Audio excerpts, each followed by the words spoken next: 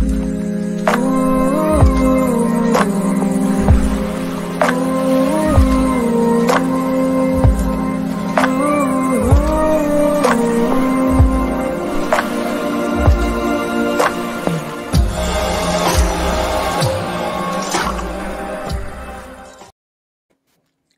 up, everybody? This is GreyMan here with Mark. How's it going? Pretty good. Got everything finished. I'm happy to be back on. So it's been a long time.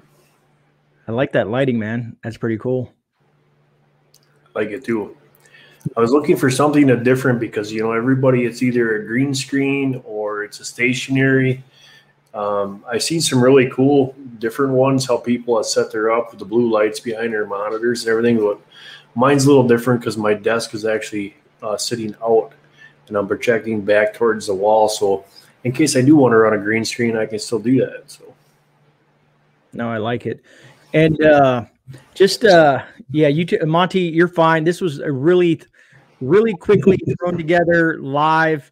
And I screwed up. I know Papa Prepper's running at 9 o'clock. He usually gets a little late with his thing, so we'll have some folks popping in there. And then I totally forgot about Dusty Data doing the Prepperty today, so I forgot a few things. I do apologize to you creators out there, but this was kind of like a really thrown together live. So hopefully you guys will enjoy it. Everybody knows who Mark is. Mark is phenomenal. He has a great channel, and you know, I'm going to let him take the helm on this because he has some great information to throw at you guys today, and then I'm going to be joining in with you folks as well. I guess I should say what's up to a few folks in the chat. We got Quebec Homestead, Kalen Strain, Bushcraft Family, Ginger Ninja, Muzzle Flash, Thorhaven Farm, Wide Family Farm, where Mouse Busty Beak, Rocky Mountain Prepper, Monty, Mojo Man, Van Life with Gina. Let's see here. I'm trying to catch up. Hava Alexander, Latina Prepper. And I think I got to the end of it. If I missed you, I do apologize. Kevin Grip, what's up? All right, Mark. So let these folks know, what are we doing here live on this special Sunday evening? Okay, well, first off, is Gray's been telling me for about 2 months now, hey, we got to do a live stream. Hey, we got to do a live stream. Hey, we got to do a live stream. But I think things a little bit tore up around here. If everybody that knows me, had some health issues in the beginning. We got rid of that problem, and then I decided to tear my whole studio apart and rebuild it. So I told them, I said, when I go and get everything set up, I said, I'll hit you up and we'll go live. Well, it just so happened I finished it up tonight, and I wanted to hit the green button and see how everything worked. So here we are. But tonight, there's a lot of concepts that I want to talk about. And Gray was talking the other night. He says he's going to go on a trip with his family this summer, and he wanted to pull out his bug out bag, and he wants to go out in the woods and just try his gear out. And that made me think, because I do a lot of winter camping. I try my stuff out all the time. I change things up. I am constantly improving what I have. And why I say that is because he made a very good point. If we don't get our gear and try it, if it's not homesteading, if it's camping, prepping, or whatever, and you go to try it for the first time and you fail, you can possibly hurt yourself, someone else, or you even get even worse. So tonight we're going to go through some of the things that I've learned in the military, some of the stuff that Gray learned in the military, some do's and don'ts, and then I want to talk about a concept that why I made this thumbnail as prepper mistakes is because there's a thing going around YouTube land and other things about a group of people that think they can just come and take our stuff. So we're going to talk about that. So Gray, one of the things that when you talked about doing your taking your bug out bag and going in the woods and you and your wife go camping, you know, that made me think about, what if we didn't have a lighter, or we didn't have a backpack, or it got taken from us? Do we have the skill set to do what we need to do? And if we have a family, it becomes even worse. That's where I really got into what you said about the whole idea of taking your stuff out there and actually trying. A lot of people will put it on a shelf and say it looks cool, but to go out there and actually do something with it, it's a whole different ballgame. And the guys that are in the chat here on my side of things here, they know I do extreme winter challenge. I take people out into the woods in Mach 0 below weather, just terrible, nasty, and we go out there for a week and see if we can hang. So I've been in some of the worst stuff there possibly can imagine. So I was really thinking when I heard you talk about that, and some of the concepts that I was thinking is, what can we do to make sure, or what skill set can we use if something fails in that pack? Because it's only, your skill is only as good as what's up here. No, I agree. I totally agree. And that's where I think a lot of people can possibly lack, and is the skill sets. You know what I mean? And what I mean by that is you can have all the gear in the world. You can have the best gear. But if you don't have the skill sets and know how to use some of this stuff, it's almost useless. And then without having that knowledge base, behind it, you may be just lost. Exactly. I want to say hi to everybody too. I see Sean's in here from North Shore. Good to see you. Jess is in here from Keto. Good to see you. Courtney's in here from Wade, a family farm. Good to see you. Who else do I know? There's a lot of family. I think I remember them too. Gina, Ninja, Ginger, Van Life is in here. Cool. All right, guys. So this is what we're going to be talking about. Is we're really going to go in deep concept of what happens if, let's just say that you, for some odd reason, scenario is you're crossing the river, your backpack goes down the river. What are you going to do at that point?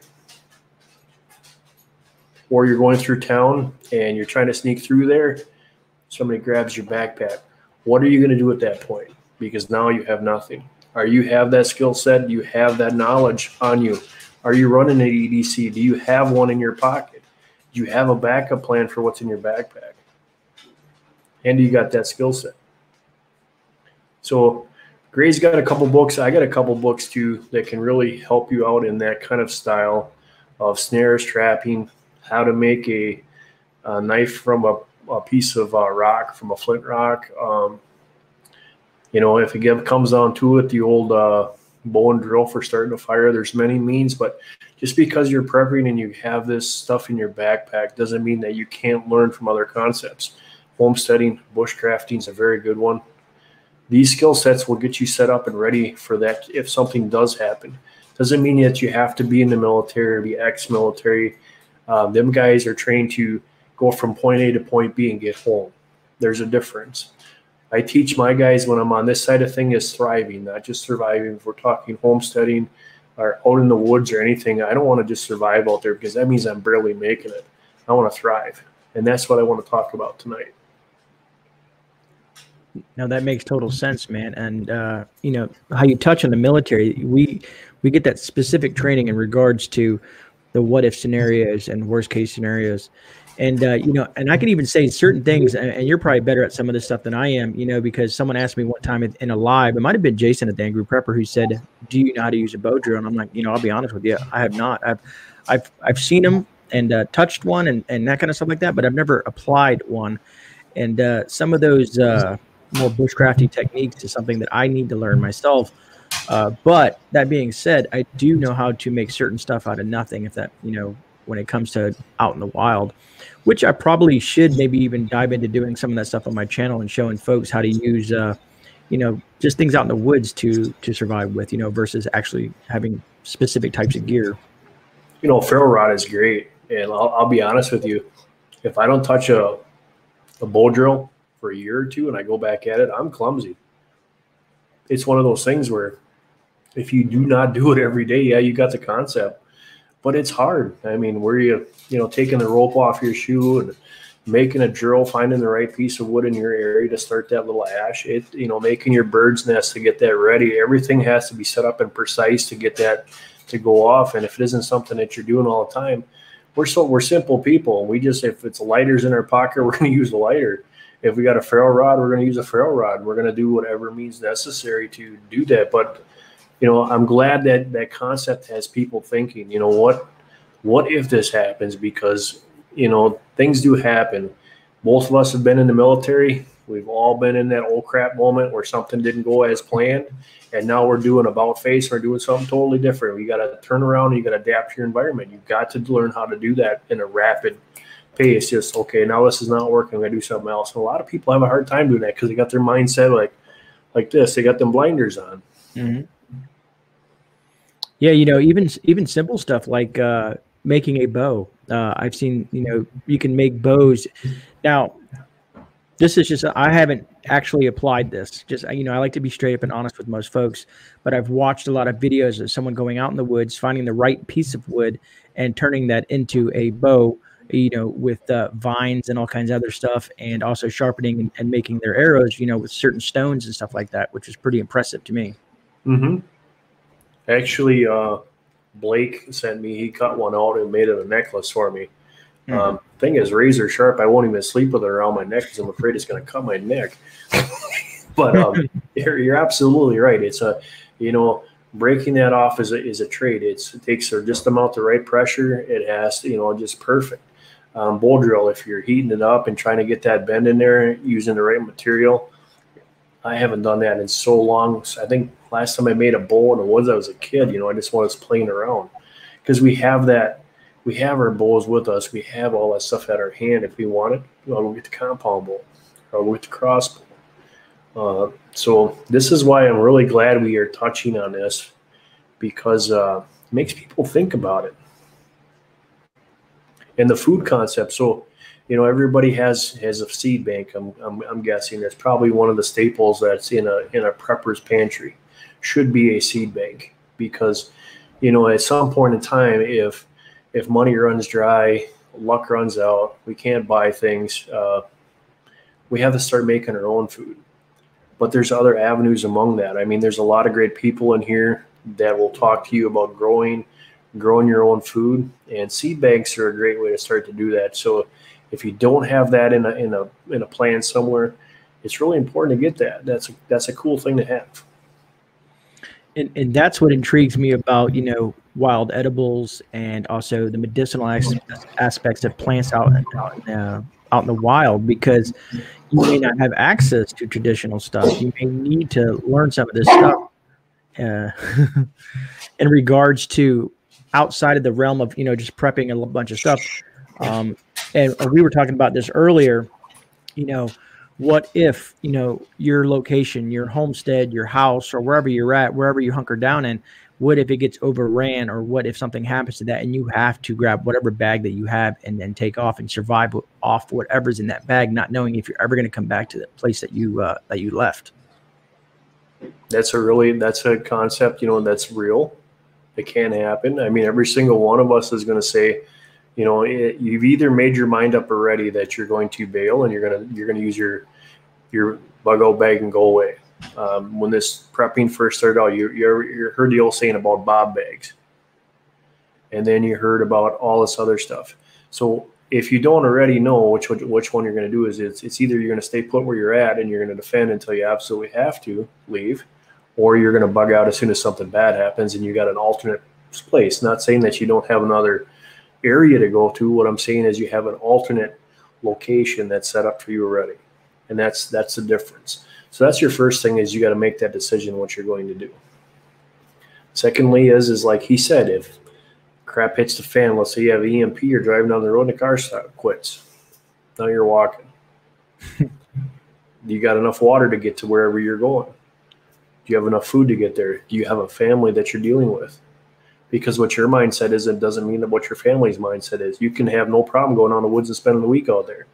But you take a little of your kids out there or your wife out there, that might be totally different.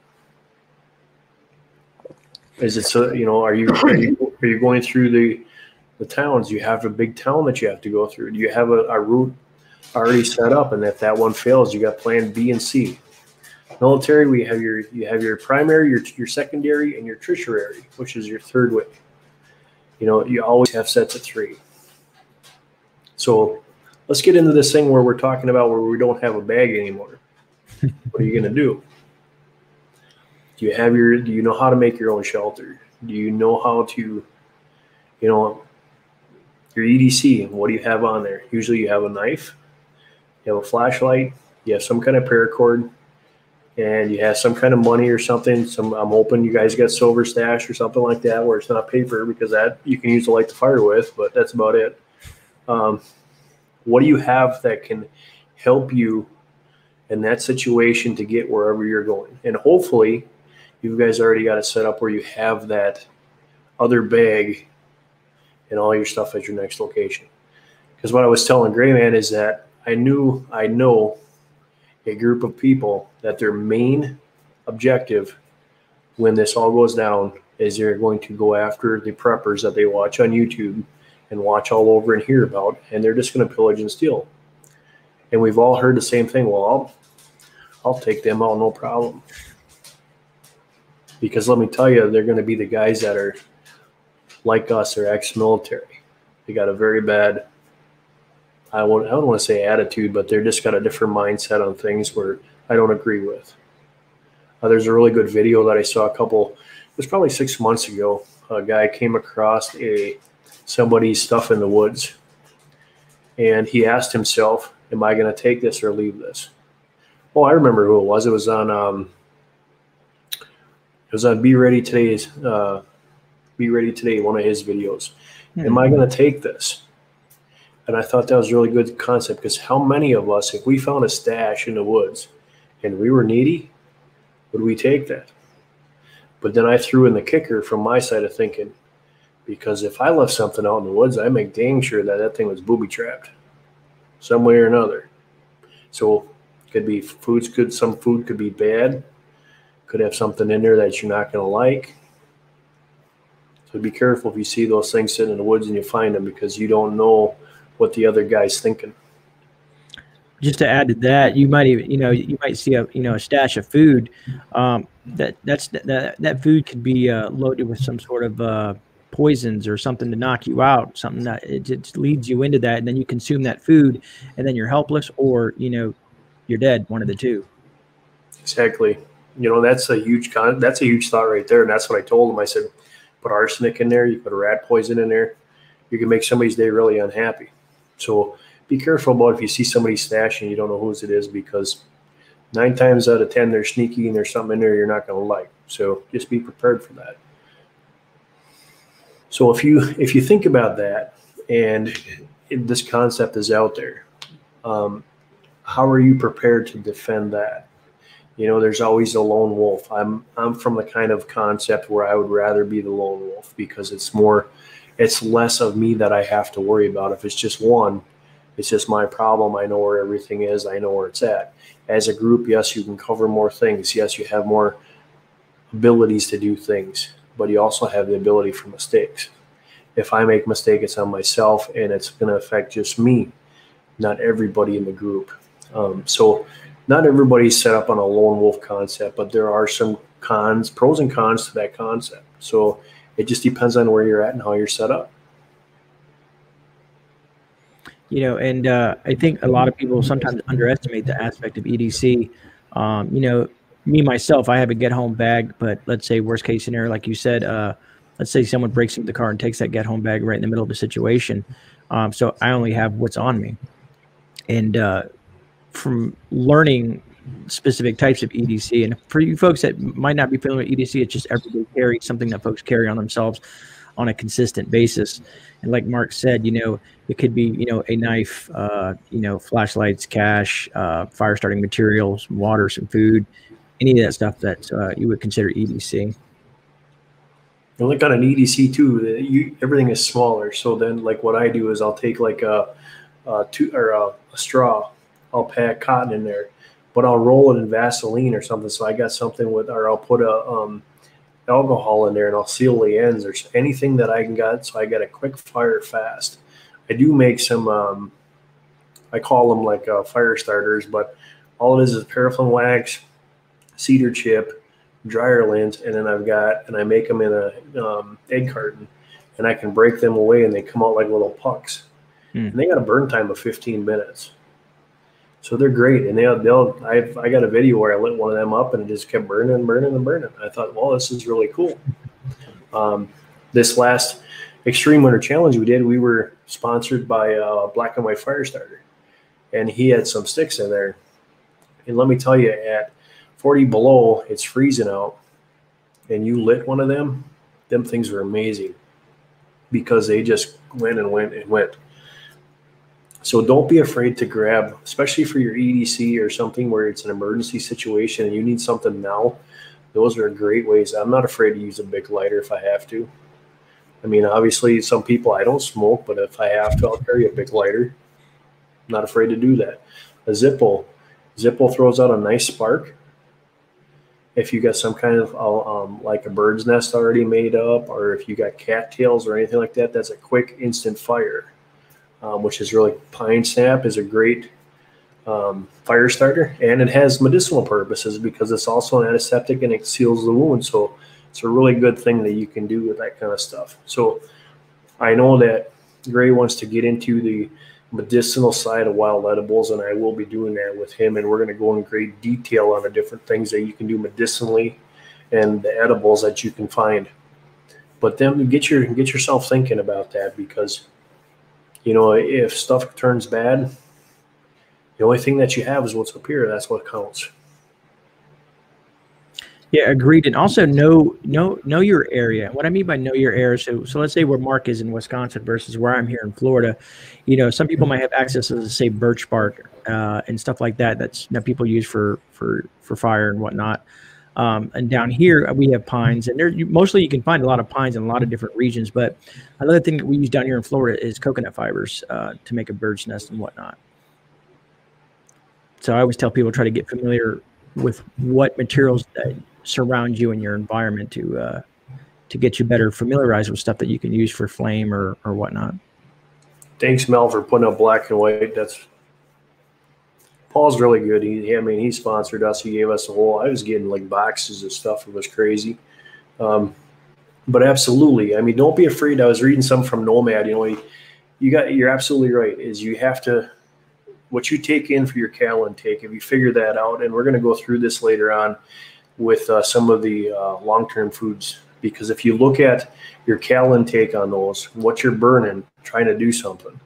Obviously, if you have to make a shelter, if you're in my environment where it's cold out, where your body's constantly burning fuel just to stay warm, you're going to go through that cal intake super fast. So a MRE or a long-term, one of them, what do you call mountain house, they're not going to last you. You're gonna fall down. So you're gonna have to come up with a supplement food, and that's why I like the edibles, is because I'm constantly, I know where the berries are, I know where I can get some fresh greens. I know that kind of stuff, fresh fish, whatever means necessary that I can keep my cal intake up, because I know that I can't pack enough food that's going to allow me to burn up. Like when we did the Extreme Winter Challenge, I was bringing, because we can't hunt, it was in a time frame where we couldn't hunt, I was bringing whole chickens, I was bringing roast, I mean stuff where, because there's 3 of us out there, and I knew that we were going to be burning through some real serious calories, and you need to get that back up.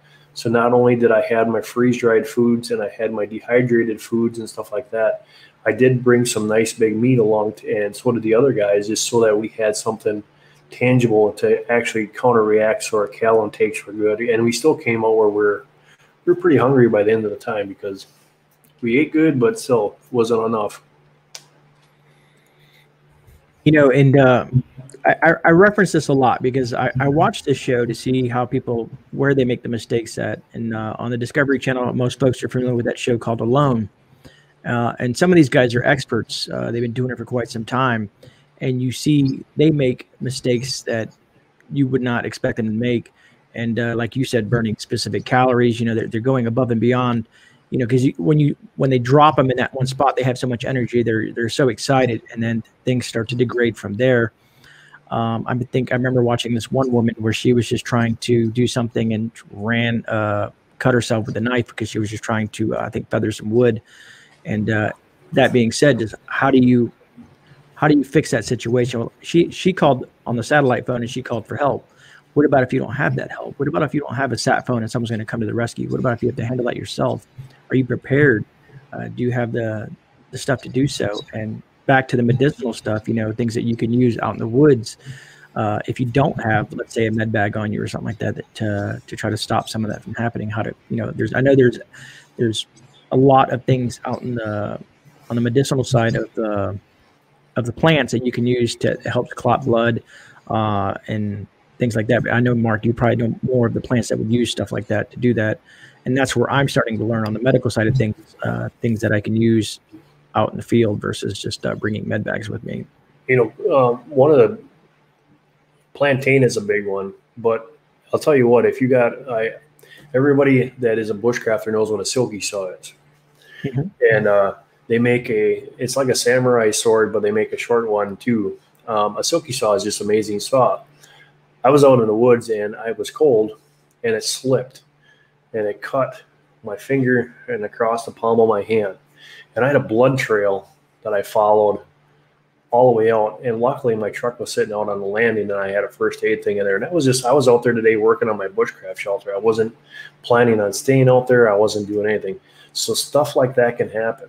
And in that, I easily could have grabbed some pine. I could have did something like that to put that on there, but I knew my truck was out there. So that's where I was headed.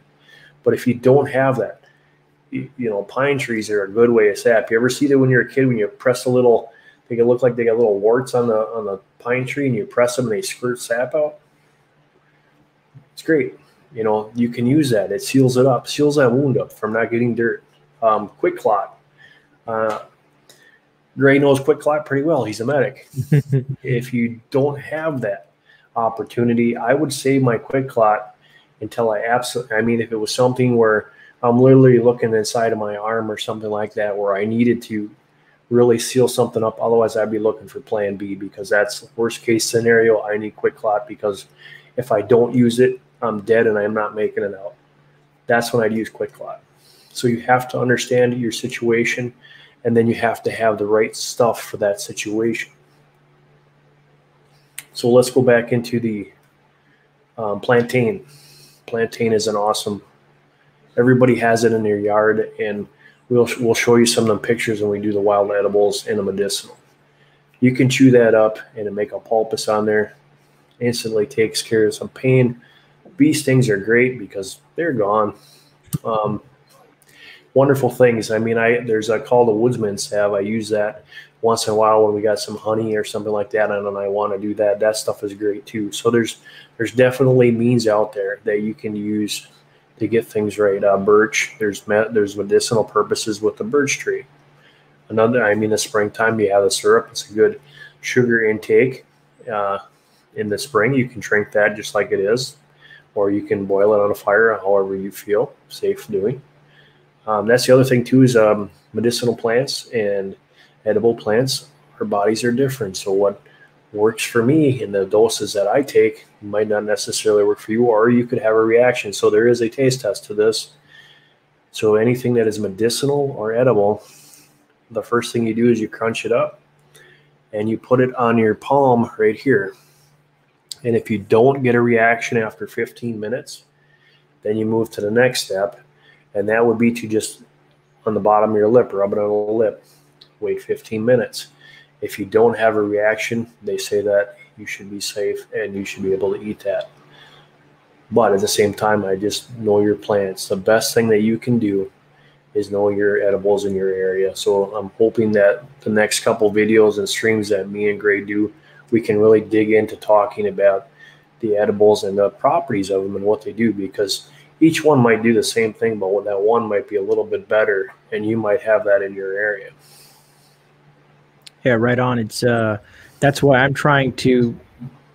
Right now, I'm working on stuff that's in my area, and eventually I'll expand beyond that, because let's say worst case scenario, I have to leave the area that I'm in and start moving more north, and some things may be available that are in the same area as I am, but I know things change as the further you move north. So, but the key takeaway I think here is you need to learn this stuff as soon as you can. And that's why I've been diving super deep into it, because my concern is with all the medical knowledge that I know, if I don't have the right tools, I'll be useless. You know what I mean? Yeah, you have insurance. You buy life insurance, you buy car insurance, you buy health insurance. Well, this is another insurance that you really need to be looking into, because this stuff is and will save your life. One of the stories is that my mother had stage 4 lung cancer, and I was told that she would have roughly about a year to live. And I wasn't going to accept that. And I started with my chaga, amongst other stuff, and I started doing a heavy research on it. And now she's going on 4 years and never had any kind of issue. And actually her last test came back and everything is looking really well. Chaga has some of the best properties out there that are amazing. And one of them is a cancer fighting. They rebuild the blood cells, white blood cells, and it actually goes in and attacks the cancer and doesn't allow it to grow, which is really cool. She didn't lose any hair. She didn't lose any nails. She didn't lose anything. So when she went through chemo and she went through the radiation, she never had any issues. And the doctor was just floored because she told him, I'm not going to be taking your meds. I'm taking what my son is going to give me. He kind of got mad at me. I think I'm the first one ever got kicked out of a cancer center, but it was well worth it. Someone had asked a question. I'm looking for, let me see if I can find that. Yeah, should start reading. We're talking. I forgot about watching the chat. I know I get carried away too, man, because I'm focused on what you're doing. Who put that in there? Where was it? I saw it. Ginger Ninja. These are just some, and I'm going to post this. Hopefully, well, it's not going to let me post it all. Let me see. Here, let me back this up. Bushcraft family, if you want another good one for mosquitoes, believe it or not, Listerine mouthwash in water does wonders. You smell fresh, and the bugs don't want to touch you. Sorry, Mark, I'm trying to get these links here because it's not going to let me put them all in there. It's telling me I'm writing too much.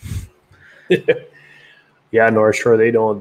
Big Pharma wants you to spend money more than anything, and that's why, with my books and stuff that I really got into those books that are really going to promote healthy living.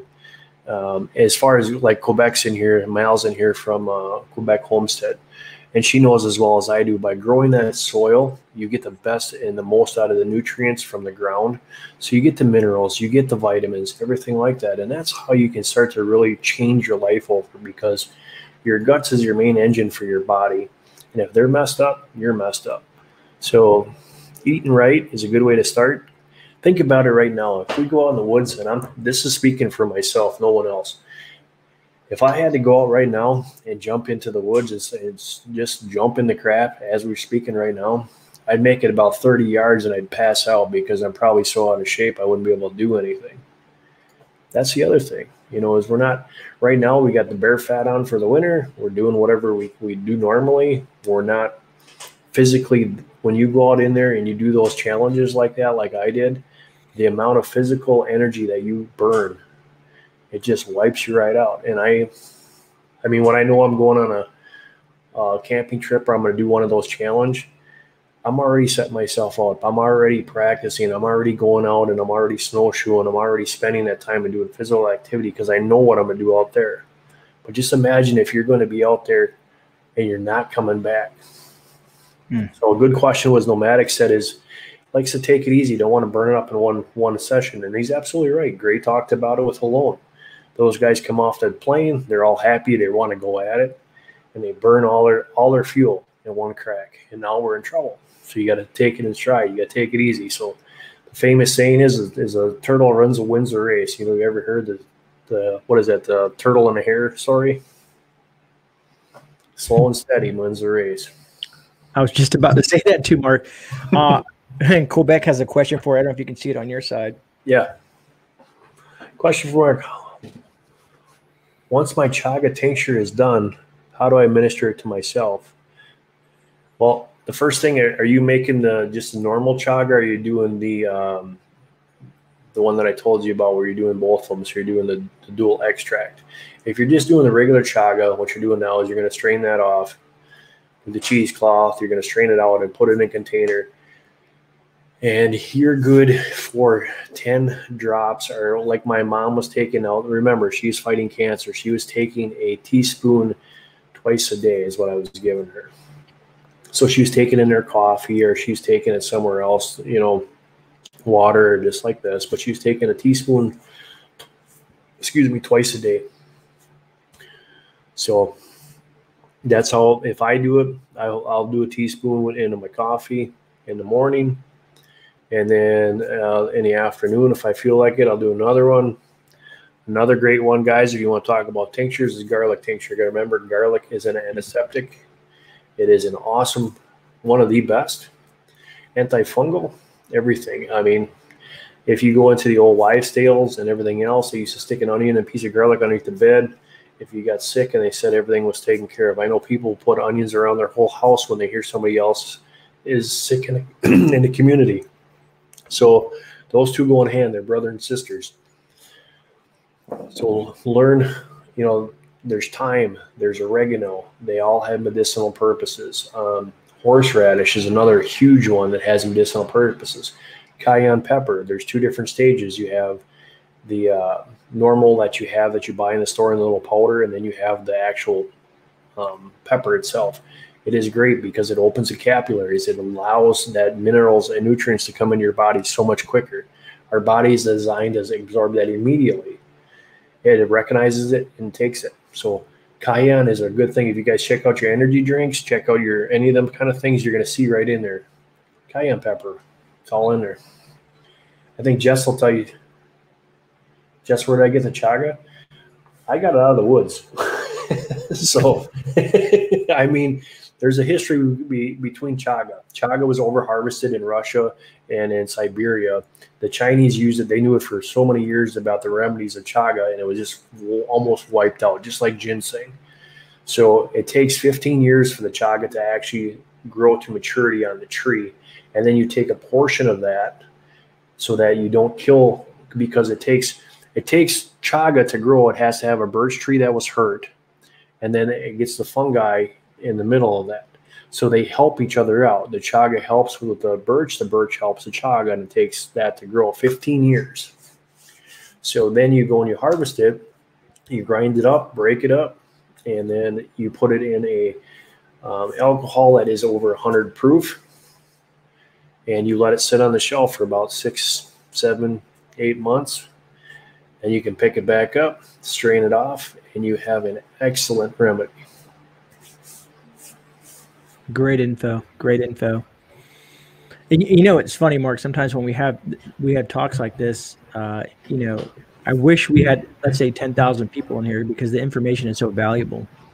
I think some folks, and that's what I'm glad that there's more channels coming online, hopefully to get more of this knowledge out there.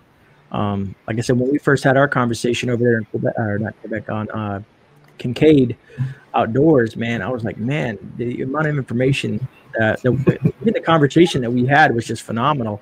And we only had probably 15 to 25 people in that chat. It was just like, man, I wish more people that could have watched that, because the value that was there. And I'm going to ask you, since you mentioned, when I was doing my dandelion research, Mark, it talked about stuff with cancer and stuff like that. Have you ever heard anything like that when it comes to the dandelion plant? Dandelion is really good because you got to remember, it's a cleanser. It's a body cleanser. With the liver, the kidneys, all of that stuff, and it rights the wrong in your guts. So when you do I have dandelion tincture. I make dandelion tea. That's in the root. And what's cool about the dandelion is all summer long you can take the dandelion how it is and use it. In the springtime, the leaves are nice. They're not bitter. The flour we'll make our dandelion jelly. People will make dandelion wine. I know in Europe they make dandelion butter.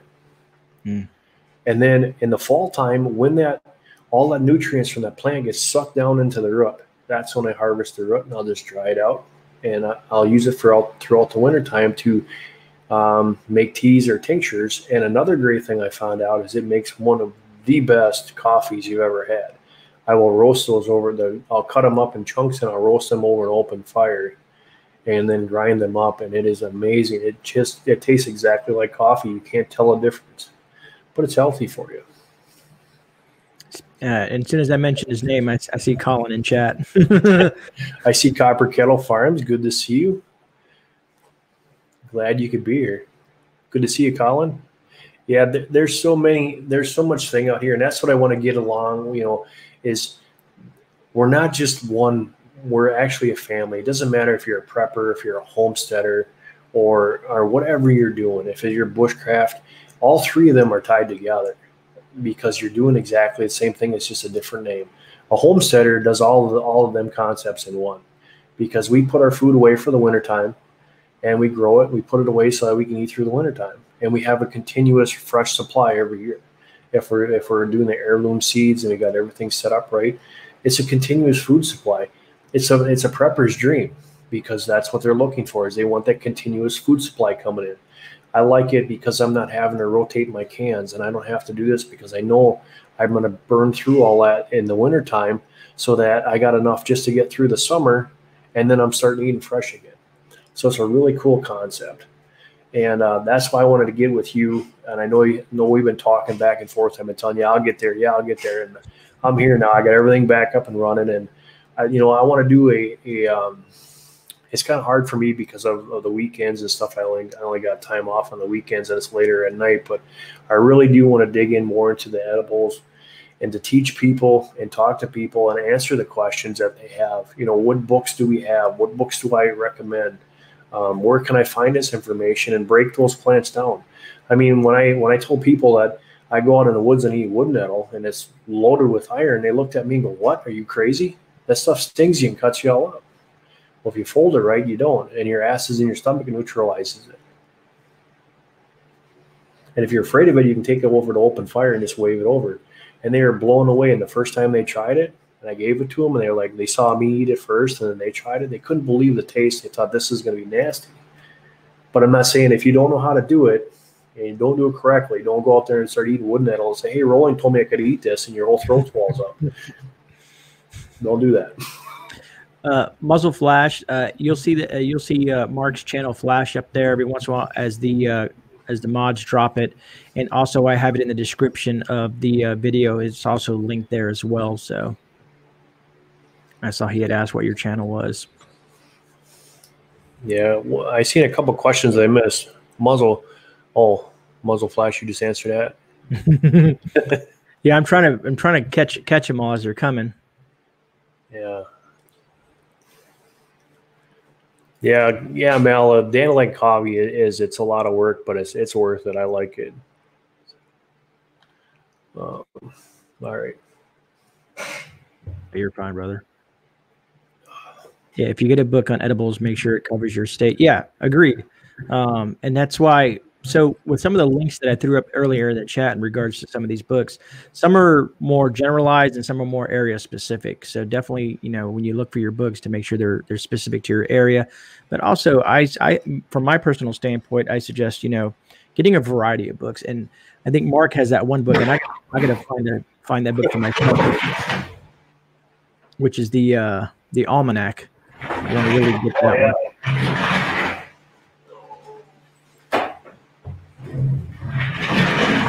I like this floor.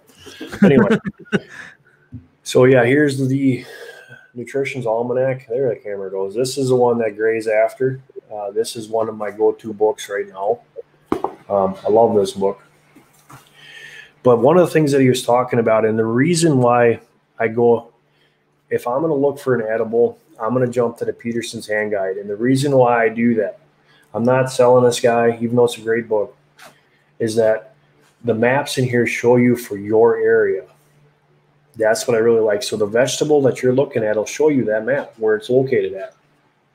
So it helps you to find your stuff. And this one is for the Eastern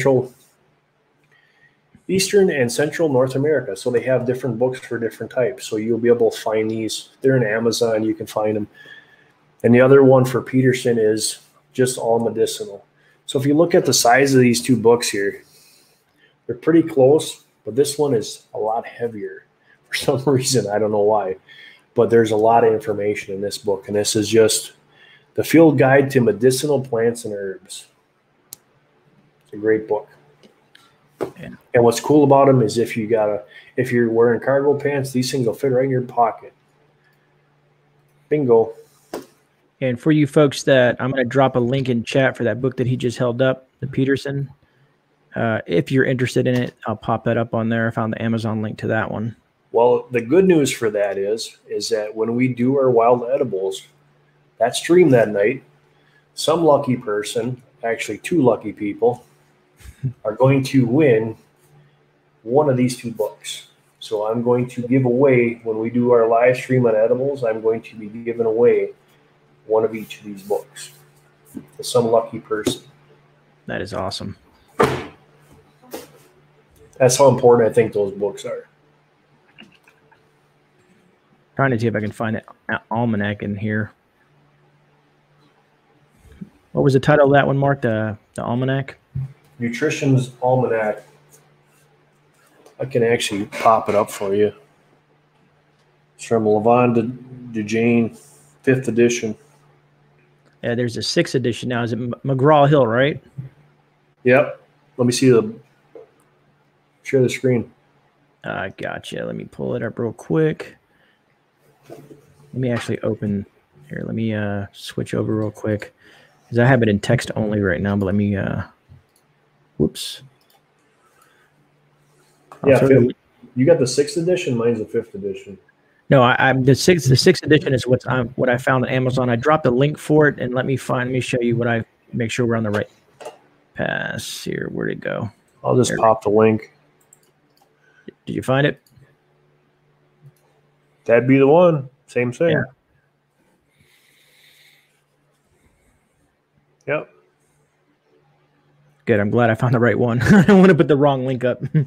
Well, mine's the 5th. That's the 6th, so it's going to have newer stuff in there. I've seen that it has mushrooms in there, which I do. I don't usually talk about mushrooms just because the fact is there's so many lookalikes. So it's just better off if you do your own research and you just do your own thing. You know the mushrooms in your area, which ones you need to look at, which ones you want to get to, which ones to stay away from. So I don't usually talk about those so much, but I've seen that book has mushrooms in it too. Yeah, I'm not sure if this is going to be right, and you can correct me because you probably know a lot better than I do when it comes to mushrooms. Is it something about the color when you break them or pinch them, or is that just like a old wives' tale? No, if you take a mushroom and you cut them, when you cut the top off and you're exposing the spores. Mm-hmm. Now this ain't every one because there's like I'll talk about a different one, but the ones that everybody's looking for, the ones that make you do weird things and think weird things, it'll leave a purple mark on that napkin. So those are the ones you stay away from. One of the things that was in the woods that I always thought was really weird is they always told me if it's red, it means danger. Stay away from it. Well, I'm like, well, wait a minute. Wintergreen has a red berry on it. That didn't make sense. Raspberries are red. Come on, there's something wrong with this concept, So I was never really on the whole thing about these old wives' tale, but some of them are true. I mean, there are like the nightshade, them berries. They're not bad, They don't like you, and you won't like them. So, gooseberries, another one.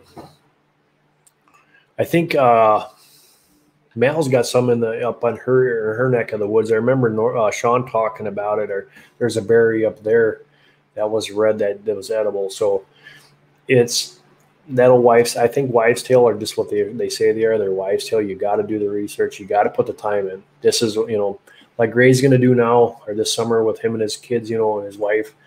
And go out in the woods, go do some camping. You got to put that time in. You got to do the footwork. I think it's going to make it because trying to get my daughter in tune to some of this stuff. I think that'll be a nice learning experience. Make it fun for the kids. That's the key to it. Is it when kids? I mean, my son loves to go out camping, and I mean, if you look at my style of camping, it's not like anybody else has ever seen because you build what you sleep in. You got to start your own fire. You got to get your own wood. We're not going to a camper. We're not putting in a tent. None of that other stuff. So you got mosquitoes. You have to learn the elements, and he loves it because it's a learning experience for him. Shift Engineering says his favorite edible book is Eat the Trees. Have you heard of that one, Mark? Eat the Trees? Nope, but I got another one that I thought about you.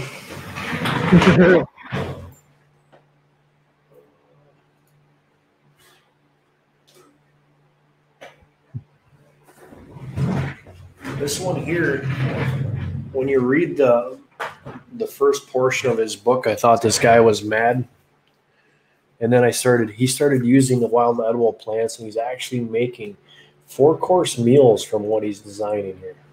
Oh, wow. Okay. So that got me, because what I wanted to do is I wanted to go out in the woods and I wanted to make a salad. And like I did on the Homestead and Mal, I'll tell you this, when she's there, I said, my goal when I get my garden right is I want to be able to make a salad that when I finish, I'm full. Because of the nutrients and minerals in your body is full and it has what it means. So what my idea was is go in the woods and I wanted to make a salad. Okay. And I'm like, okay, I know the basics. I can go get leeks. I can go get dandelion. I can get it's more like a cucumber. It's a wild cucumber, wild carrot. You can go and get a tuber off of a cattail if you know which one to get, because there is a poisonous one on that too. So guys, be careful. And I wanted to make a salad, and this guy helped me find that, how to get to that point where you can actually benefit. So, and yep, kind of ramps is what leeks are. Wild leeks are known as ramps. Yeah, here I found out here in Florida we actually have wild onions. I didn't even know that. They were just out in different spots. So you got the ones that have like the little bulb with the 3 onions hanging up and they tilt over? Yeah, it's yeah, pretty much. That's what it looks like. Yep. I've been seeing them floating around because I've been trying. Now when I go out on my hikes, I've been looking and trying to spot different plants and familiarize myself with these plants out there. And it's funny enough, you mentioned the silky saw. When I was out there doing the silky saw and I cut down this pine, the first thing, as soon as that sap started coming, all things started coming rushing in my head about all the different positivity when it comes to the sap itself, other than just fire starting material, Yeah, you always, the cool thing about it is when you have that knowledge and that skill set, because then you can say, oh, hey, I'm going to take some of this just in case I need it. If I need to start a fire, I got it. If I have some kind of salve or I want to seal a wound, I got it. It's a really cool thing to be using that extra points and stuff like that. So full throttle. I'm in the East Central Florida region. Yeah, Mel, the wild salad is really a good, cool thing to do, because first of all, if you know how good it feels to go out in the woods, pack us, full loaded salad out of the woods. Now, how many people can do that? Say that you did that. That's and feed yourself like that. It's really an accomplishment, and it tells you how much you know your edibles. From nasturtiums to whichever plants that that are safe. I love nasturtiums. I grow them myself here, and they're really good.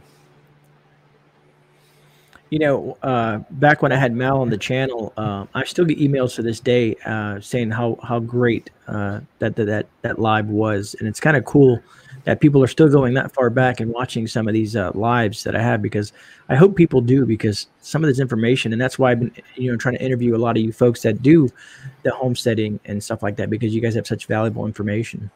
Me and her and Wilderstead did one for wild edibles, and we all talked on our edibles, and I'm getting comments, and Sean reminds me, now and then that he still hears them comments too, of how people really enjoyed, that kind of conversation, because the fact is that you had, of course, they're close to each other. I'm the one that's still in the U.S. and the States, but you had 3 different people talking about 3 different edibles and the benefits from that. And it's such a cool thing to have that kind of knowledge on a panel, because you get somebody in your neck of the woods there, you get somebody north, south, east, and west, and you start talking about edibles in that area. There's a whole lot of information coming out of there. That would be phenomenal. I think someone just said, hi, Mark. Have you started any of your seedlings? Where is that? I think there it is. Oh, there's just Sue. Yeah. Have I started my garden? Not yet. I am hoping to start this coming week. I finished my studio, so that is all done now. And that was a big project to get done. I didn't expect it to get in such detail. And if you ever do any home repair, once you start that, you open up cans of worms all over the place. So I knew I was hoping to get it done. My plan was to get it done by Tuesday is when I wanted to get it done, and I got done early. So I'm happy. It's not, I mean, the pictures aren't on the wall, but I mean, for the most part, it's done. Yeah, I've been trying to find someone here locally that kind of like a mentor, that someone that can teach me some of the stuff and take me out and out in the woods and show me some stuff other than just reading it and practicing it myself. Because I see Shift Engineering wrote, main thing, if you're not sure, leave it alone. There are a million inedible plants to each edible plant, and it's a life or death. Why risk the dysentery of illness? Right. There's actually, I seen here, and I don't, it might be different where you're from, but most of the universities in the summertime have courses for wild edibles. If you go through the DNR kind of concept kind of thing, they have those classes. I took one, and I was not, they showed me things I already knew. Mm-hmm. There's other places up here that they do like a walk around, and they have like a picture of the plant on a billboard. Then they got the plant in front of it. They tell you what it is, tell you the benefits and stuff like that, where you pretty much, you walk through the woods and there might be 18 plants in that area, and it just lists that. But usually your universities will have classes on wild edibles, because it is getting really popular and more people are wanting to learn that. Same thing with the microgreens and stuff like that. More nutrition, more value, and less with big pharma. So it's becoming a big thing. But you're absolutely right, though, is that, and I seen somebody in the chat before said it's a valuable skill set to have, and that's absolutely true. The wild edibles, medicinal plants are a great thing to know. Yeah, no, agreed. Yeah, Nomad says there's a lot of small critters in Florida that are poisonous. Yeah, that's an understatement, man. That's an understatement. See, when I did my basic training, I was down in Jackson, and there were signs when we jumped into the foxholes that said, make sure you look in the hole before you jump in, because there might be a rattler, a black widow, or something like that. So I'm kind of glad I live in Wisconsin, because, we might have bears, and we've got cats, and we've got wolves and stuff like that, but I don't have them nasty little critters that I can't see get after me. The mosquito is the worst thing that might get at me, and I can just slap it. But yeah, I'm not biting flies and biting gnats and snakes that spit stuff at you. I'm not glad I'm where I'm at. Hey, Colin, good night, buddy. Thanks for coming in. Yeah, so you were in Jackson as well, then, huh? Yep. Nice. Yeah, that's where I did my basic as well. Relax in Jackson, as some people call it. Yeah, it was an eye-opening experience. I remember when I went through maps and everything, and I get down there, and I'm like, hey, this ain't so bad. The first day or so that I was sitting there waiting, and then the bus came, and then I'm like, what did I just get myself into? Agreed, man. Oh man, good times. Good times. Yeah, them were the good times. Yeah, I wish I was in the physical condition that I was then. Now. I went and tried. I was just thinking the other day. I got, I can't even get in my Class A's anymore. That's just, I'm not even going to try anymore. But I actually tried to put on one of my BDU tops, and I'm like, nah, ain't gonna happen. I can't get my arm in there. So either I got way bigger, or I'm still growing, or something's going on. But yeah, no, and Nomad, and speaking around his regards to Texan and wearing cowboy boots to protect him from snake bites. I wear boots anytime I'm out in the wilderness, just because it helps support my ankles as well, along with little critters trying to bite at your ankles. You guys, like in the wintertime up here, we use gaiters all the time. I don't know if you guys know what gaiters are. I know what gaiters are, just because They must make those that are snake repellent too, don't they? Yeah, they do. They have. I've seen them. There's a guy, some channel I was watching, and they were testing different versions of those gaiters in regards to snake bites. So that might be I wear boots year round, and no matter where I'm at.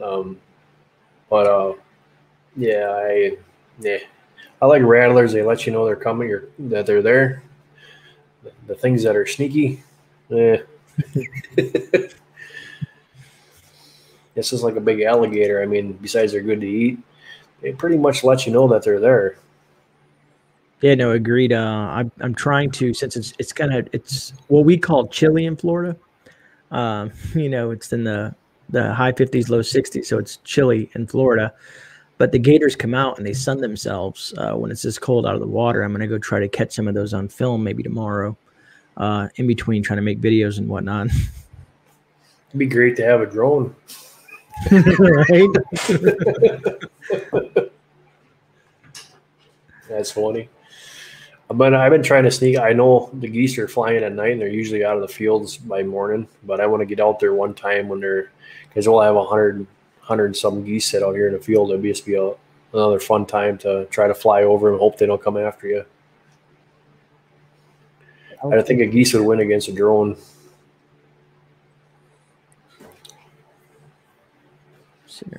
Snakes, Australia. Yeah, no. Australia is another one of those places that everything is trying to kill you. Yeah, they got the worst, I think. They got every single animal out there that wants to kill you. I was on somebody's live stream the other night, and she was talking about kangaroos. She actually got a video of them to just their play box, and That's pretty cool.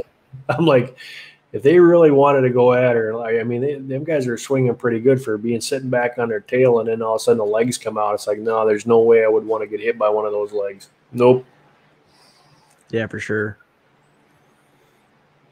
Okay. Beach lady, good night. Yeah, we put this live together. We know it was going to be late in the evening, so we didn't know what kind of turnout we were going to get. Hey, you got 50 in the room, though, buddy. Yes. Not bad for just a random live that we put together really quick, probably within an hour or so, man. Australia. So did you watch the video I made for you? Yeah, man, I was impressed. My wife was like, "Wow!" I was like, "Yeah, man, he has some serious editing skills." Some serious, and I thought I put it together. That was kind of. I just threw it together. I'm like, oh, that's kind of blah. I gotta spice that one up a little bit. Yeah, I was pretty impressed, man. I'm sitting there making my coffee, looking at the time, like trying to rush around, and I saw it pop up on my feed. I'm like, oh, I got to check this out. And I was like, all right. I was intrigued. Well, that's good. That's the idea behind them. So, guys, don't forget, if you have not hit that thumbs up, hit the thumbs up. Somebody give you a thumbs down on this. Unbelievable. Always. I could be talking about the most positive thing in the world, brother, and there's always somebody. There's always somebody who's going to hit it thumbs down. Gotta always have one.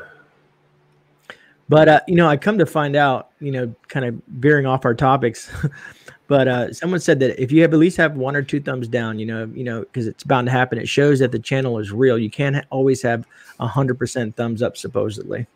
No. I mean, I think I've got a few videos out there that I don't have any thumbs down. But now that I said that, they'll probably go on thumbs down. But you're absolutely right. I mean, you're not going to make everybody happy, and there's everybody has their own opinion on stuff, and there's people out there that are, like you said when we were talking on the phone, they're Mr. Know-it-all, and they'll let you know by giving you the old thumbs down on your video. That's how I learned real fast. If you gotta, like you said, you gotta tell it how it is, because there's people out there that know more than what you know.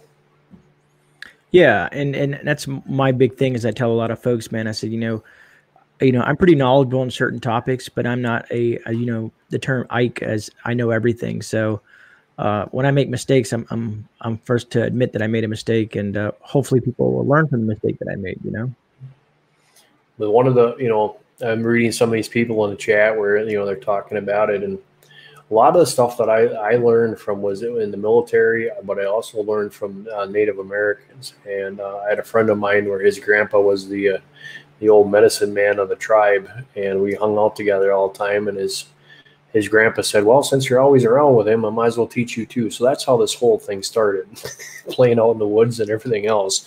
But they're great to learn the old remedies, the old kind of. I mean, one of the women that come into my live stream is Sybil, and she is amazing because she still remembers some of them old remedies that back in the day that they did, and that worked well. You know, there's people out there with worms. People say, how do you get rid of worms? They're worried about parasites. Mary C., I have two species of horsetail in Florida. And one of the biggest things that I learned was chewing tobacco. Back in the old days, they used to chewing tobacco used to get rid of the worms and parasites. Don't know if it works, but sorry, I got lost in chat. I'm looking at two different windows with chat. I should pop my chat on and put it where I can see it. I have. As I've grown older, I've learned more and more than I ever thought I would. I'm missing a screen now. I'm down to 2. Oh, you had 3 prior? I had 3 prior, and I downsized to 2. So I'm getting used to the old. I was talking with Mel today because I was doing mic checks, and I got the camera that I'm running is the new 4K Ultra Cam. So I wanted to see how it worked. But I'm down to. It's funny because, like I said, I'm running 4K on mine too, but StreamYard dumbs us down to about 720. But even with the compression, it doesn't look too bad. No, that's what I told her. Is I said right now there's no platform out there unless you're going to go to the Mac side of things and you're going to pay for it to run the 4K monitors and the 4K cameras and stuff like that. So it gives it the clear, and when it does come out, I don't got to worry about it. I can switch over to the Canon. Canon's going to put out in 1080 and it's to be crystal clear. But then you're playing with more lighting and stuff like that. And you know, when I was watching your videos and stuff like that, I liked the shaded and wanted to get away from the green screen. I can still use a green screen. I can still, you know, do all that kind of stuff if I want. But I really like the fresh look and the ability to run 2 different ways. So if I have to put the lights up, I can. But I don't want to. They take up too much room. I was reading something and someone's talking about tobacco. Where was it at? STHF Engineering freeze the tobacco products to kill off anything in there. Yeah, because I think was it keto? Was it Jess was talking about using tobacco? Someone was talking about tobacco and for plants or in your garden. That if you take I don't know if it's chewing tobacco and you take the juices and you let it sit outside and you do something and then dilute it in a spray or something like that, it keeps bugs off your plants. I don't know if that's where I heard it at. Someone said it. I know someone said it. Well, try that. Yeah, why not, right? And plus, what I usually do is I have a test plants. You know, I put them to the side before I actually do anything to the other plants. I know someone also said you can use a little bit of Dawn dish detergent and mix it with water and dilute it and spray your plants. Because I'm trying to look at natural ways to keep bugs off the plants. One of the best things that I use is nasturtiums. Nasturtiums are good for you, and they're bug deterrent. So I like using them. I like using marigolds because it keeps the critters away. Those are good ways of doing things. If you got the little caterpillars like to crawl up the stem and chew the stem and everything, I heard about the 2 sticks alongside your stem, and they decide to chew on them instead of your other, you know. So there's so many things out there that you can do. Yeah, soup garlic helps too. Oh, that's cool. An expensive way of doing stuff, though. Yeah, muzzle flash. I saw that. I think you might have said that in chat today about the cost of tobacco out there. That's crazy. Wow, it's crazy. Homestead Remembrance pepper garlic spray. Interesting. Homestead's actually one from us. Yeah, there's a lot of new names in chat that I'm seeing pop across, and I'm assuming they came from you directed him over here. Don't forget, guys, go and share this out. You gotta get your share it on your social media tabs, and help us get this information out, because I really am getting. I'm gonna get with Grey and start at like the edibles live stream with him if it's on the weekends or whatever, when he's got some free time. I really want to get into that more and talk about that and get some other people up here. I'll get a hold of Mal and Wilderstead and see if we can get him up with us, and get this information out there. Yeah, we could do like a 4-panel or something like that. And, and being that we'll have more time to promote it, we can probably get more folks involved. You know what I mean? Because like I said, I know I've pulled several hundred people before in chat when I promote things, so usually a week in advance. But plus, I didn't realize there was a couple other folks going on live, and I did apologize to him. I even texted Dusty because I forgot that he started at 10 o'clock, so I apologized to him because there's some folks that I admire and I like their channels, and I don't like stepping on their toes. But I had already set the live up and everything, so there's no backing out at that point. It's really hard because as you get a bigger channel and your channel grows, you get more people on the live streams and stuff like that. There are people where you can try to work your best to work around things, but at some point you're going to go live, and your buddy's going to be live. And I know people that have one live stream on one and one live stream on the other. So I do that a lot, man. I double dip a lot. But I also tell folks, man, if they can't catch this live, just watch the replay, because it's still, like I said, it's still solid information if they have time. Right. I mean, I'm surprised we've been just sitting here chit-chatting for a little over an hour now already, man. Hi, Patty. That's Patty Bob. That's great, man. Yeah, GreyMan is pretty good, pretty solid, good. So thumbs up from me. Yeah, no, I appreciate that, Patty Bob. North Shore. Me and North Shore have a long history. I don't know if North Shore knows, because I've told him a lot of times. He helped build my channel. I don't know if he knows how well he did, but he introduced me to a lot of folks and shouted me out many, many times. I love seeing people grow, because Mal, I remember when she was under 1,000, North Shore, a couple hundred, and I love to see these guys grow and getting big. I'm a lazy man when it comes to it. If I would actually probably put in the effort, I'd be a lot bigger channel than I am myself. And it's just on my time. I got a full-time job I got to worry about, and then I got the homestead and the family. So it's hard to do the whole videos and it can keep things going. And that's the trick to YouTube, is you got to be consistent. The best advice I give anybody, if you want to do the YouTube, you got to be consistent on it. And then it's open, got to put the work in and you'll get it there. Yeah, no, I agree. I do YouTube 5 days a week, and it can be very taxing, and have a job and a family and just do stuff. And that's why, I tell the subs, I really appreciate them when they're in chat, when some people go above and beyond, the people that do like the memberships and the super chats, man, that's just like an extra thank you to say, that we appreciate what you're doing. And that's why I think what I'm doing with the channel is, as I'm trying to grow and get bigger, I'm trying to find ways to also give back and help build the community as well. Yep. The best things are gifts and stuff like that. I haven't read the thing about giving stuff away, but I see other people doing it, so I figured I know for a while they didn't want you to do that, because then you're promoting people to stay in your chat, and there's big issues on that. So, but I haven't seen anything yet come off of YouTube where they told me I couldn't do something. Yeah, no, I do. I like to do giveaways, because there's some folks that maybe can't afford stuff or something like that. It does intrigue people, because, let's say like the bag that I gave away, was it Thursday on the live? I did a live giveaway. You might've been there, Mark. I'm not sure. But I gave away the bag because it's a bag that I've used and beat the crap out of, and so I wanted to share that with someone else. Yeah, absolutely.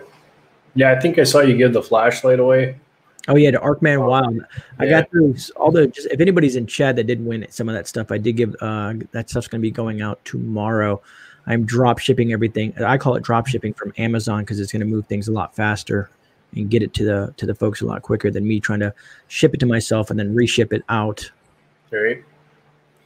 And then I do have I'm giving away those 2 knives this week as well for the member giveaway, which is pretty cool, because I figured, do you have a membership tab, Mark? Nope, because I don't, I'm not busy enough for YouTube. So I'm going to do, yeah, Harvey Black, and it makes me feel good. It makes me feel good giving some of this stuff away. Muzzle flash. I only started prepping in March 2020. It's a bloody expensive. Yeah, muzzle flash. It can be. And the thing is I did a Dollar Tree thing to show some folks that, you know, there's some things that you can, well, I don't know over in Australia if they have Dollar Trees or not. But there's some things that you can get cheaper at other places, because there's a lot of channels, unfortunately, that the huge channels that will tell you to buy this or buy that. And when you go to look at how much it costs, you know, it's, let's say $1,000, and you're like, what in the heck? But you can do so much more with $1,000 in a different area of prepping. What I did, which went down that road years ago, and when I bought my dehydrator, I started dehydrating my own food, and my Mylar bags, and I started putting my stuff away. And then I don't remember who it was. Somebody said, "Hey, Mark, what did you ever do with them bags?" I said, "Well, they're packed away for a rainy day." He said, "Did you ever try opening one and trying one to see if, you know, you made all that stuff? Is it going to be good?" I'm like, "Oh crap, no, I better go try that out." And I did. I actually took last year. I took a bunch of it when we did that 7-day challenge, and I just, as one of my stews, is on the bag, it says Mark Stew. I just threw in my favorite things, and you know, I did. So there's another way that you can do some long-term storage, is just with some oxygen absorbers, a Mylar bag, the sealer, and a dehydrator, and you can just make your own stuff. And once you've got that kind of stuff, you can do whatever you want. There's so many, it's endless to what you can dehydrate. I just wanted to touch on North Shore. I did watch that video, and I wish my, I think you said you went to a flea market. I wish my flea market had some of that military surplus that you've been picking up over there, because that was intriguing. I was like, And my flea market has some good stuff. But I find more stuff. I think Harvey Black said right there in thrift stores and garage sales. I've been finding stuff that, you know, people are just trying to get rid of. They don't realize how valuable it is. You know, I think I got my medium Alice I got at a garage sale, and the guy had $2 on it, and it was in better shape than my big Alice. I mean, it didn't have a mark on it. So pretty much wherever he got this from, he put it on a shelf somewhere for a rainy day. So, and I was picking up $5 for military wool blankets. That's awesome, Kalen. I'm working on getting a dehydrator myself. I've been doing some research, and I put notes where I found a few of them that have high ratings. I've been digging into them because they say don't buy plastic, buy the metal ones. I'm not going to get a huge one just yet, but I'm going to get one to start playing with. Go check out Excalibur. Excalibur?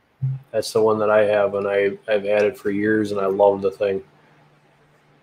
And it's got 9 trays. It's huge. You can load up anything you want in there, and it's cool. You set it and walk away. You know, I know some of you folks may not watch him, even though he has a large channel, and I'm going to mention his name, which is the Canadian Prepper. You know, I do watch his content, and today I was watching something he did, and one of the points he touched on was talking about homesteading and the cost when it comes to homesteading, and he made sense about it, you know, because the equipment that you have to buy and stuff like that, depending on the size of your homestead, you know. Yep. That's why I've been asking a lot of folks, you know, the cost of starting a homestead. Some people do it the cheap route, but eventually people get tractors and some of that stuff like that. I just got all the canning stuff, you know, and so that it's quick, easy, and fast, and that saves a lot of time, because one of the biggest things on a homestead is the gardens or the fruit trees, or, you know, like you just said, the animals. We butcher chickens, and we've got eggs and all that other stuff. So it's all time. Yeah, North Shore agrees with you. The Excalibur is top notch. It is one of the best ones on the market. And you know, when it comes to here in the U.S., you know, a lot of I guess I'm gonna go down a different direction, but you know, everybody's been talking about, you know, getting their stimulus and doing all that stuff like that. And ironically, I've been watching what people spend it on. You know, and they've been buying like big screen TVs and Xboxes and PlayStations, and I'm just shaking my head like, dude, you could be spending that on something seriously important. Yeah, exactly. They have no idea, you know, and that's because that's what they want them to do. They want the money put back into the system, is what they're doing. Somebody asked me what I would do with it. I said I'd stick it in. I would either invest in silver, or I'd invest in gold, or I would go and invest in something that's going to give me something back, instead of just sitting my butt on the TV and watching TV the whole time. I don't know if I would do that. A new computer, I don't know. I don't know. I can't say that. I got a bombshell of a computer, so I'm not usually worried about it. Yeah, no, and I agree. There's some things that folks need. Maybe some folks need a brand new washer and dryer because the one that they have is failing, and I understand that. But there's certain things that I'm assuming folks can do without. You know, that they're just buying because they have the money sitting there burning a hole in their bank account. See, now we're seeing some Mary C there, Cayenne pepper. Absolutely. Yeah, I've been seeing that the cayenne peppers and peppers in general have a lot of different uses. I'll tell you some of the best things. Was probably 3 years ago. I built a smokehouse, and every kind of meat you can imagine: hams, bacon, pastrami, jerky, summer sausage, all that normal stuff in a smokehouse. Then I started getting creative, and I started smoking vegetables. And this guy had this paprika that was just amazing. I said, "Where did you get this?" He says, "I made it." I said, "What do you mean you made it?" He says, "That's what I considered poor man's paprika." Okay, explain yourself. He says, "It's just red bell peppers that I throw in my smokehouse." I can do that. And after I did that, it is the best seasoning. I smoke my jalapenos. I smoke my red peppers.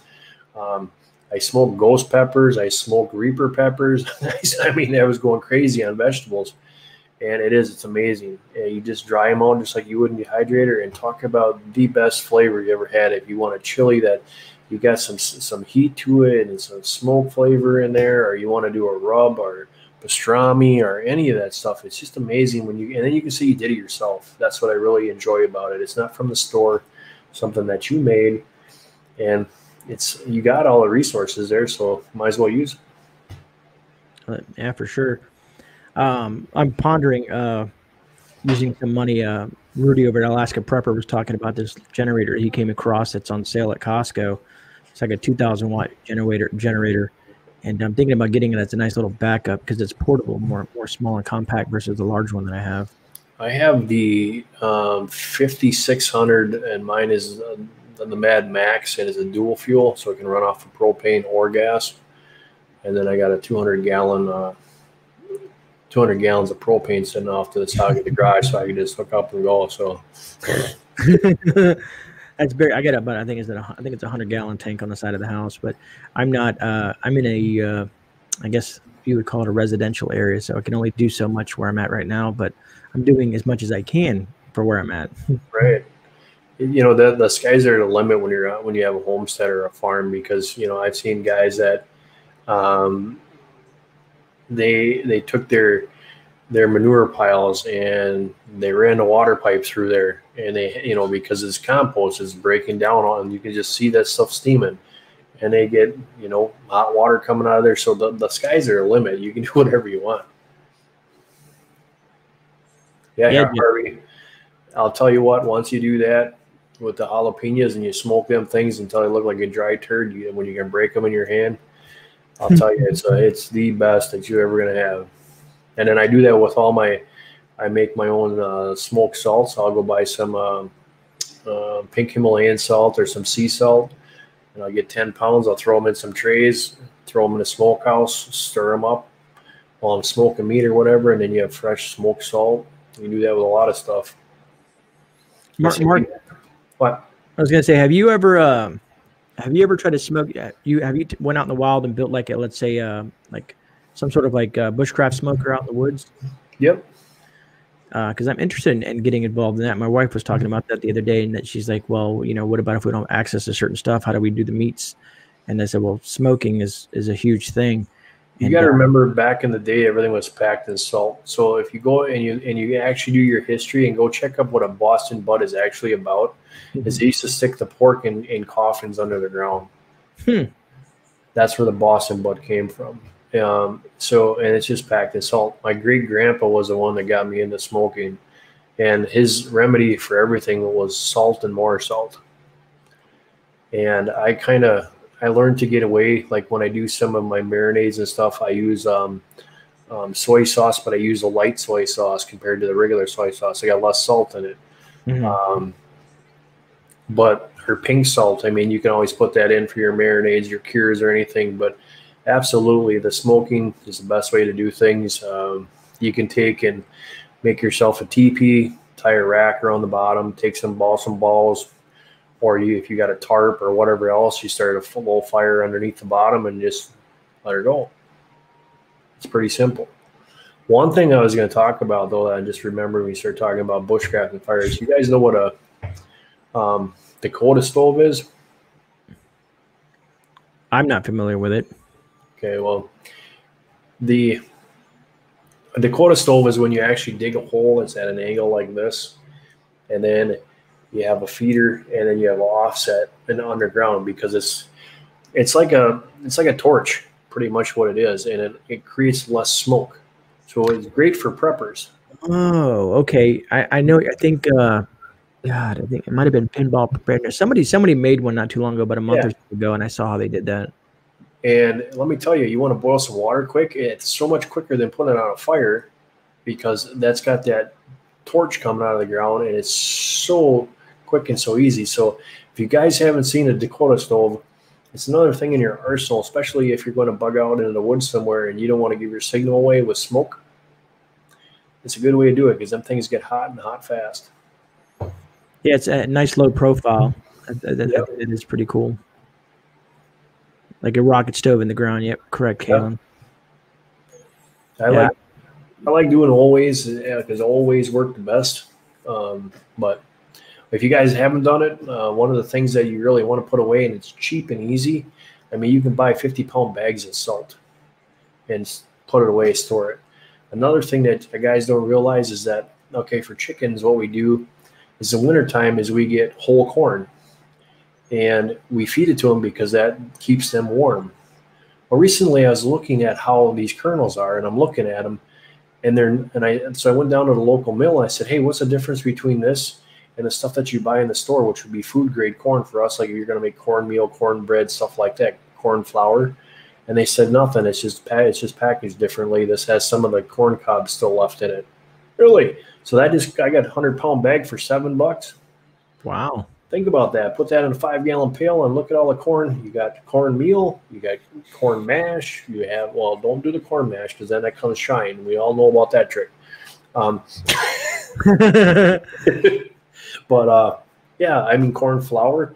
So that's what I'm like saying. Don't be afraid to look outside that box, because a lot of the things, like if preppers know about fish mocks, everybody knows about fish mocks. 5 10 years down the road, if you told somebody, hey, I'm going to go take some kind of fish medication, they would have looked at you like you're nuts. Now, totally different. Yeah, when it comes to, like how you said, the salt and various other things, and I'm trying to figure out where I heard this, but it made sense the way they presented it.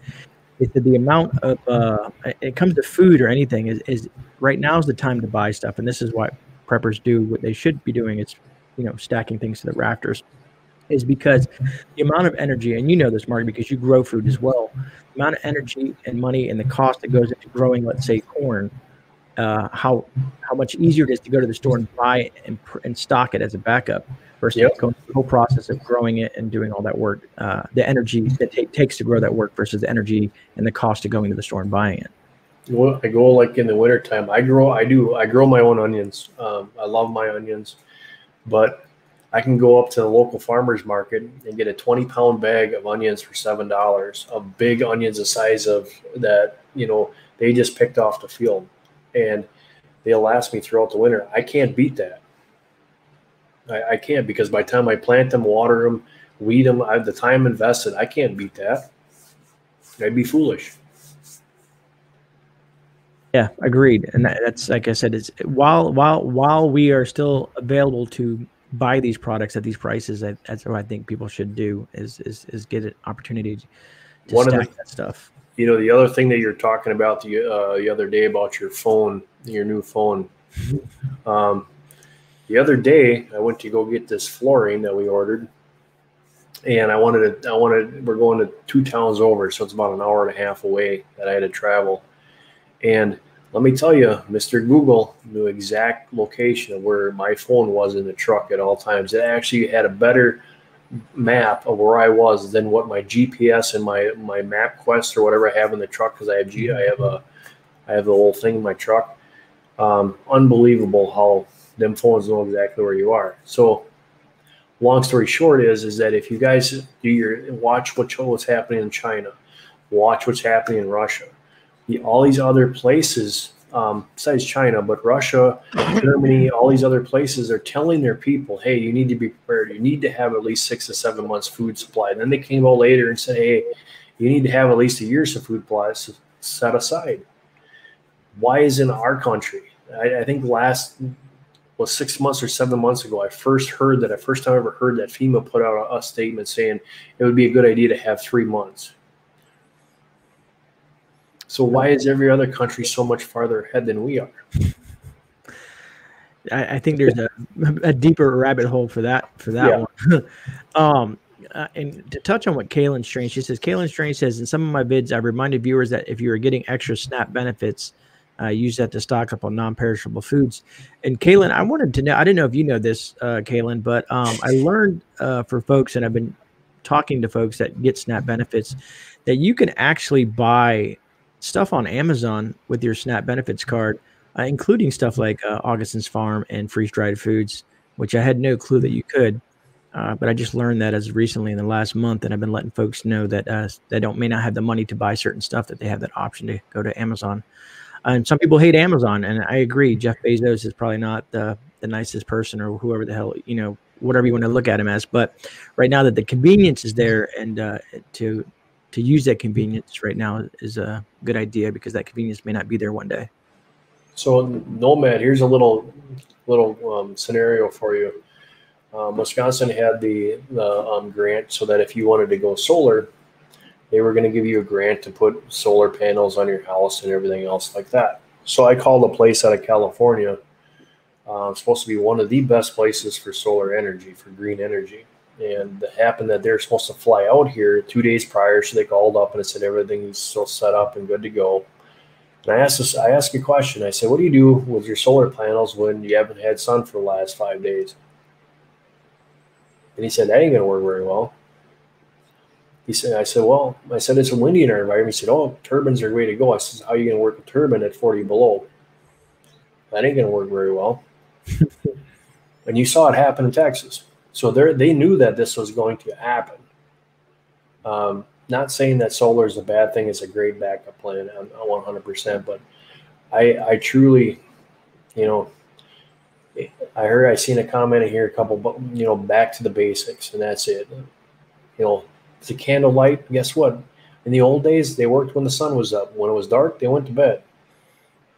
It might get to that point where electricity isn't going to be an option. And how many people right now would freak right out if the power went out or the internet went out? You'd have mass chaos.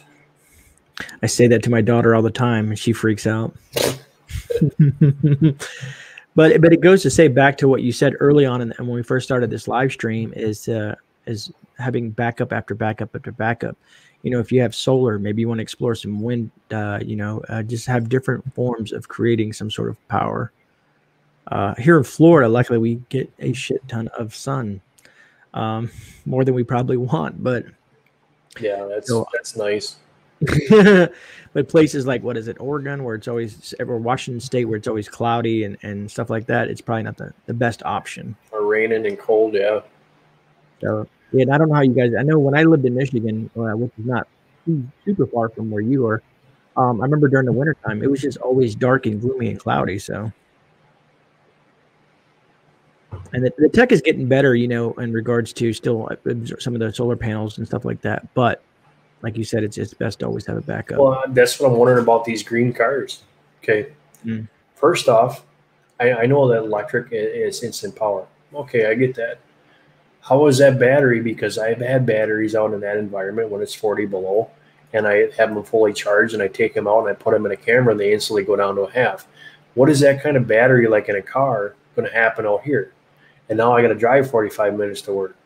It just doesn't seem very feasible, and I don't see any electric cars around our area anyway. So I'm just saying, these kind of concepts are pushing this kind of stuff and saying, hey, do this, or how are we going to get our fields done on our farm with our tractors and our huge equipment that we pull behind, to do what we need to do. I mean, are they going to? I know they make big engines. I know that they can do that, but it's cost versus product. I mean, is it going to be worth it in the end? I just want to put this up because he lives in Germany. He says, GreyMan Prepping, I've been living in Germany and as of the 5th of February this year, government made it mandatory for everyone to have a minimum of 10 days of food and water per head per household. That is awesome. Yeah, it goes to show that other countries are ahead of the game when it comes to America. One of the best things I can say about that is, you know, we talked about in the beginning is about the cal intake. Just watch the cal intake on the packages. I've got some Austin Farms downstairs. Read the packages close before you can turn on Amazon. You can flip it around. And you can see everything that's listed on there, what's in there. Look at the cal intake. It is so important because it takes, you know, this, and this, and this to make up a meal for one person. I looked at one box that I got. It was a 30-day food supply. It's supposed to be for a family of 3. And what I figured out, it's a 15-day food supply for just me, if I was going to eat normally. I'm going to grab something real quick. Sure, I'll take it over.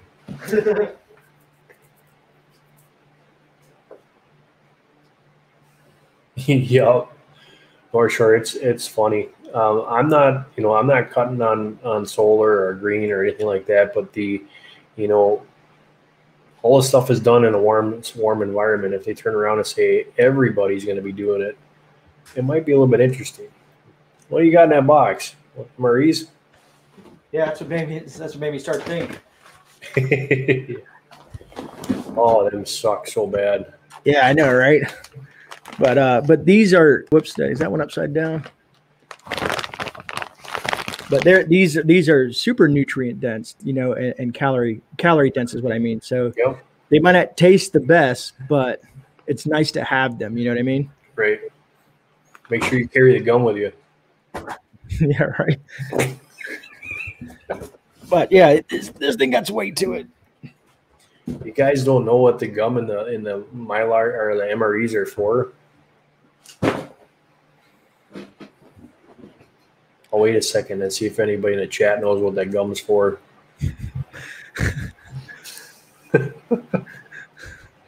I'm curious to see if anybody knows.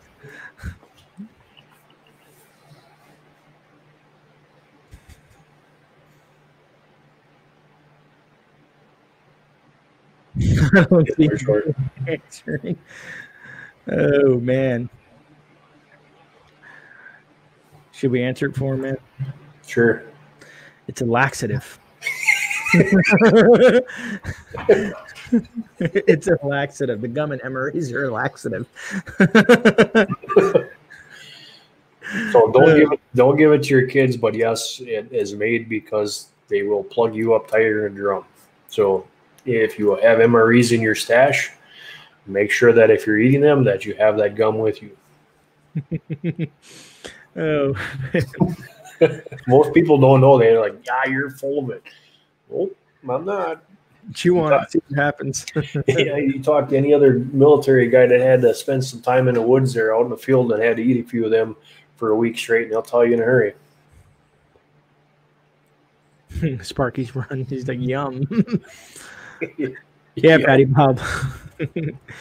It's that's why, you know, it's crazy. I tell people, a lot of the young kids that I talk to, I'm like, man, you just go do 4 years. Go do 4 years in the military. It will teach you a lot of things. Yep. But the thing of it is, it's not like when we were in. That's the difference now.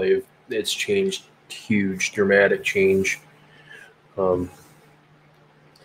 So, but yeah, there's a lot of that stuff that people don't, you know, realize. So what I was thinking the other day is if the military puts that in there, and let me tell you this, guys, they're looking out for what's in our best interest. They want you to have the highest cal intake and the most energy that you can possibly have in that amount of food. I mean, you think about it, there isn't a whole lot in there, but it's packed full of cal. Okay. Now, if you know anything with the military pays $50 for a toilet seat. You know, everything they do is just enormously expensive and out of realm. But some things are done correctly. When we buy this long-term food storage, has anybody, and this is a serious question, I'm just asking, has anybody used that for a long period of time of up to a week or so, where they're just using their food storage of their long-term food storage. And how is that affecting them? Did they see a big change? Did it plug them up? These are information that, I think everybody in here that's a prepper would love to know, because, look at the toilet paper escapade. Everybody's freaking out because they didn't have toilet paper. And, heck, I got a lot of old T-shirts. I'll tear them up. I'm not that way.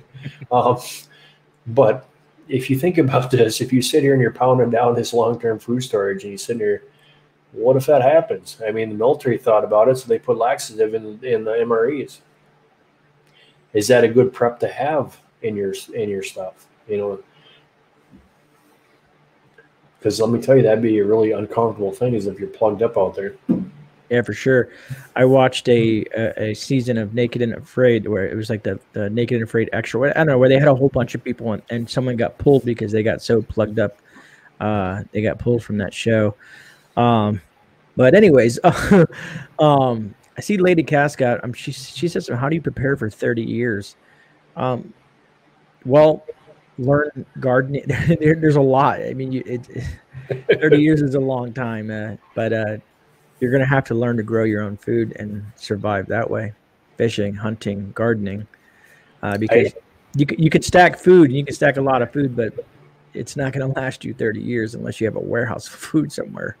I tell everybody is that your long-term food storage is a supplement. You have to find something else. You have to be, if it's using snares, trapping, shooting, hunting, whatever means necessary.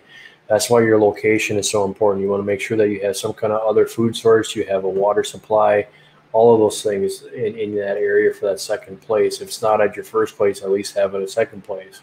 Homesteads are nice because we got wells, we got points, we have big gardens, we've got animals.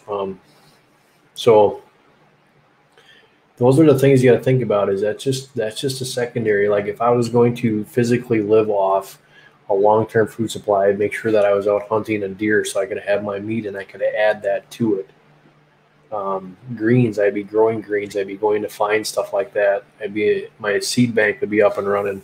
So those are the things. I don't put my 100% on the long-term food storage, because I don't remember who it was. Maybe it was Angry Prepper or it was Alaskan Prepper popped a can and it was bad. Never was open, nothing like that. But I remember watching somebody, and I might be wrong, it might not have been one of them guys, but I watched somebody pop a 25-year can and it was bad. Yeah, I mean, I know you're supposed to look for like stuff like dented cans and stuff like that, but you just still never know. Me being the way I am, I use a black marker on my cans with the dates, and then I keep trying to rotate them. Yeah, keep them rotated. Yep, that's what I do too. Solar minimum. City prepping is different than rural prepping. Yeah, no, Kaylin, that makes sense. City prepping is definitely different than rural prepping. That's why you got to watch. Some people watch Jason because he is deep in the concrete jungle, as I call it, versus folks that may be out, in the sticks. Well, they're talking about the solar minimum, and we're talking about the sun. But last year, I had some of my peppers that I grew. I set them on the picnic table. I walked back to the garden to grab something else. That was maybe half an hour, and I fried them pepper plants that was sitting on my picnic table. I had a white T-shirt on, cotton T-shirt, kind of like this gray one that I have here, but white. And I was literally getting sunburnt through the T-shirt. So the sun is actually getting hotter, in our area that I live in. So I don't know. It's weird. This winter was strange because I only had 1 week of cold weather and snow. Last year at this time, I had over 5 feet of snow on the ground. Right now, I got grass. I got no snow anywhere. So very strange. It's been a very warm year, and I hope the less snow that you have, the less water you have in the ground. Causes drought, can cause a lot of other issues later on down the road. Our spring so far, today's first day of spring, and it hasn't rained here in probably week and a half, 2 weeks. I think it was the last time I seen some lightning and some rain. and before that we had a dusting of snow. So as far as moisture and stuff like that, I'm kind of getting nervous just for that reason. No, and I watched. There's a channel, I think it's called Adapt 2030, that I watch that goes over stuff like that. And there's a few other ones out there, but because I like to dig. You know, a lot of people talk about EMPs, and I think we're more at risk for a coronal mass ejection versus another country hitting us with an EMP. I think it's more of a probable for a CME to hit the U.S. Well, now I wouldn't. Now I don't know about that, but yeah.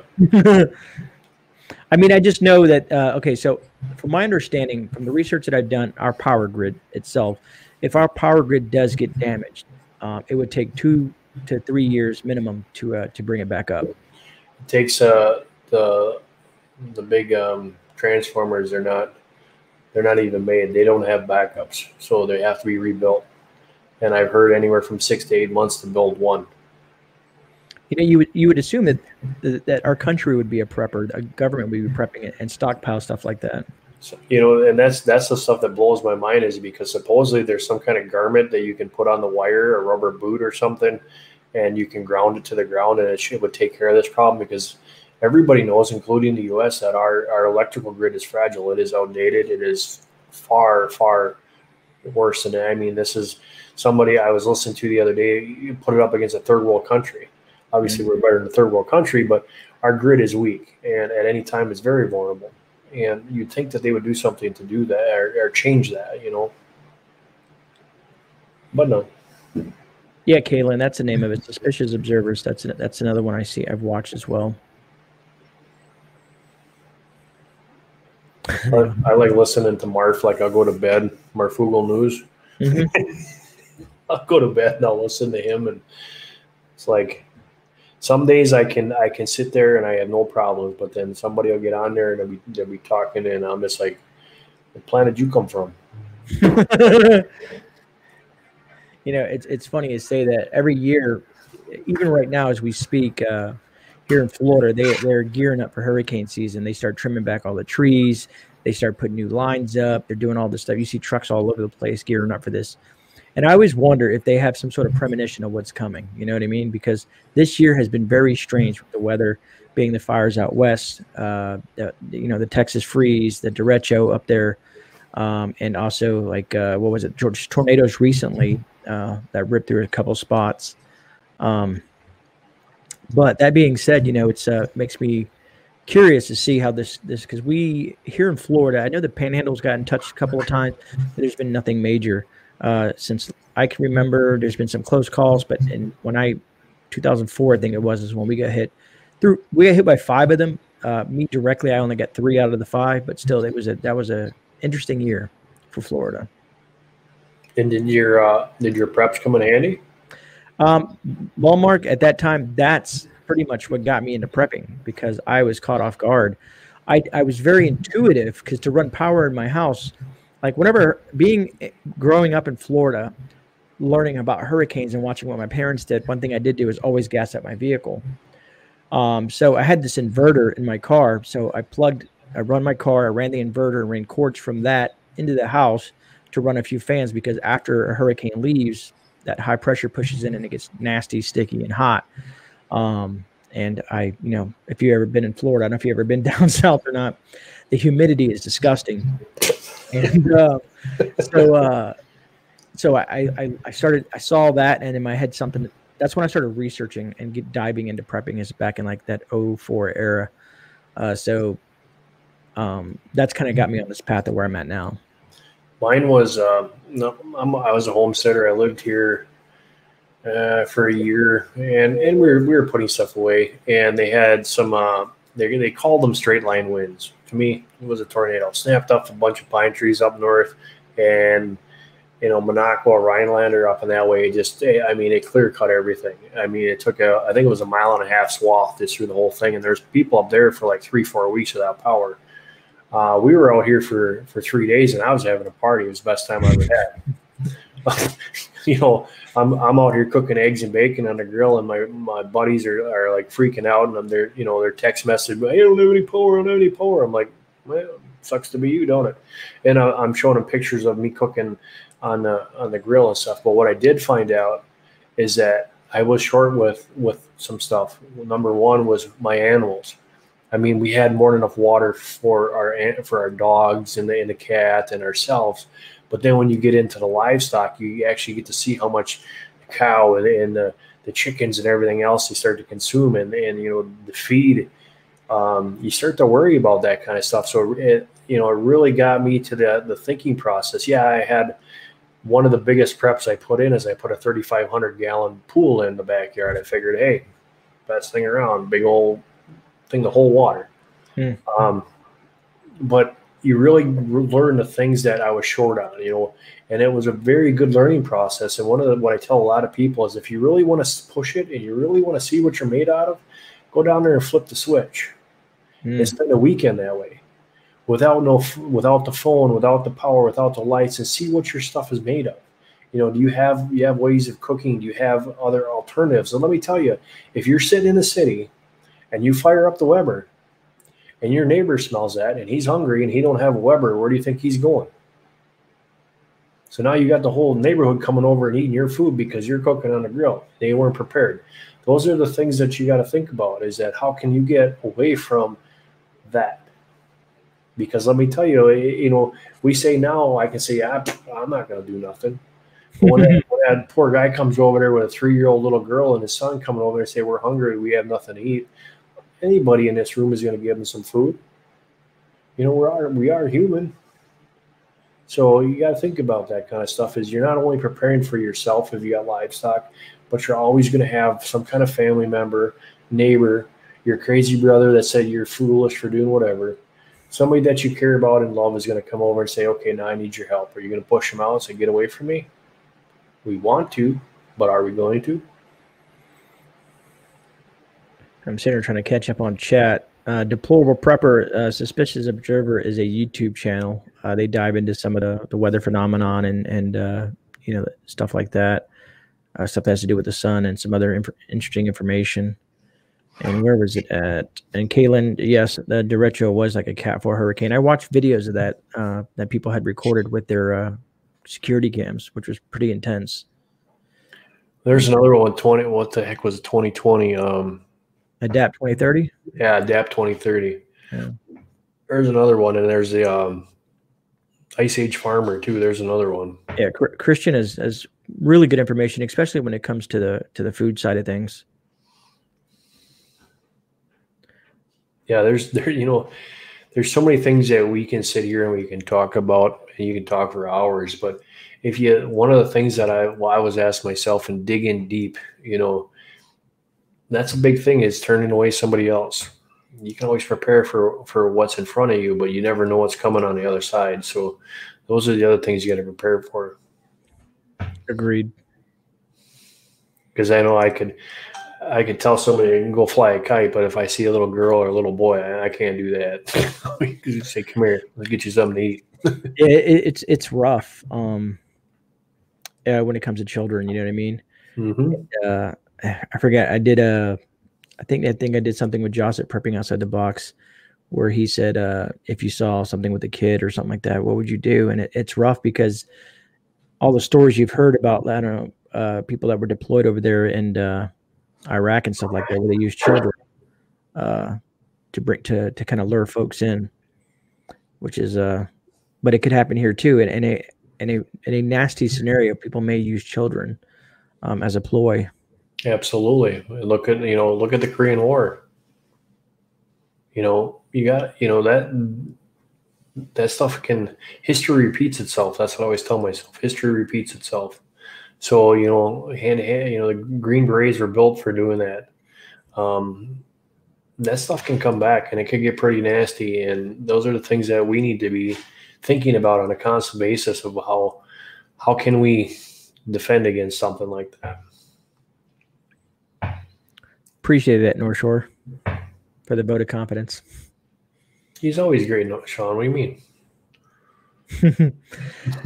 I feel blessed, to be honest with you, when it comes to YouTube. Only being here for so long. Like I said, I think I started back in mid-December, and the growth has been exponential. And I'm pretty sure it's going to taper off. It can't continue this way. At least I would assume not. As long, the biggest things is you have good information, you have good channels, you have good networks, you have good people that come on there, and you're not throwing a whole bunch of BS. You actually have logical advice to people, and I think that's a lot of the biggest thing. You got a great group of people in your chat. That's what I love about, on the Homestead side of things too. We have an awesome community, and when Sean came over, and it doesn't matter if you're a prepper or if you're a homesteader, bushcrafter, or if you're an RV. I got some really good friends that are in the RV things too, and they're interested in this now about the whole prepping and how the edibles and how to do that kind of stuff, because they're seeing it. Everybody is seeing it. It's just a matter of what stage you're in. Yeah, I've been, I guess, cross-platforming with folks as well. I did something with Marshall. And matter of fact, this Wednesday, I think I'll be on Gina, Van Life with Gina's channel this Wednesday. She'll probably put something up doing she's going to be interviewing me over there just to kind of expose, prepping and from the medical side of things and other stuff about my knowledge base, and sharing it with the folks in the RVing and, van life community, because they may not realize it, but they're prepping as well, but they're more nomadic versus, people, because there's a difference. And I thought about doing videos about this at one point, breaking down a prepper, a homesteader, a bushcrafter, a survivalist, to kind of give people the different realms and what makes one person what. But no matter how you look at it, they all blend into each other. They bleed off into each other. Yeah, Van Life, Van Vito has been asking me to come up on hers. She wanted to interview me with the whole homesteading and edibles and medicinal plants. They were really interested in that too, and so I got to do some catching up here. I hear you. I've been getting a lot of emails. I got a lot of folks that want to do stuff with me. I have something interesting going on the 29th, I think it is. Let me see if I can find it so I know what the hell I'm talking about.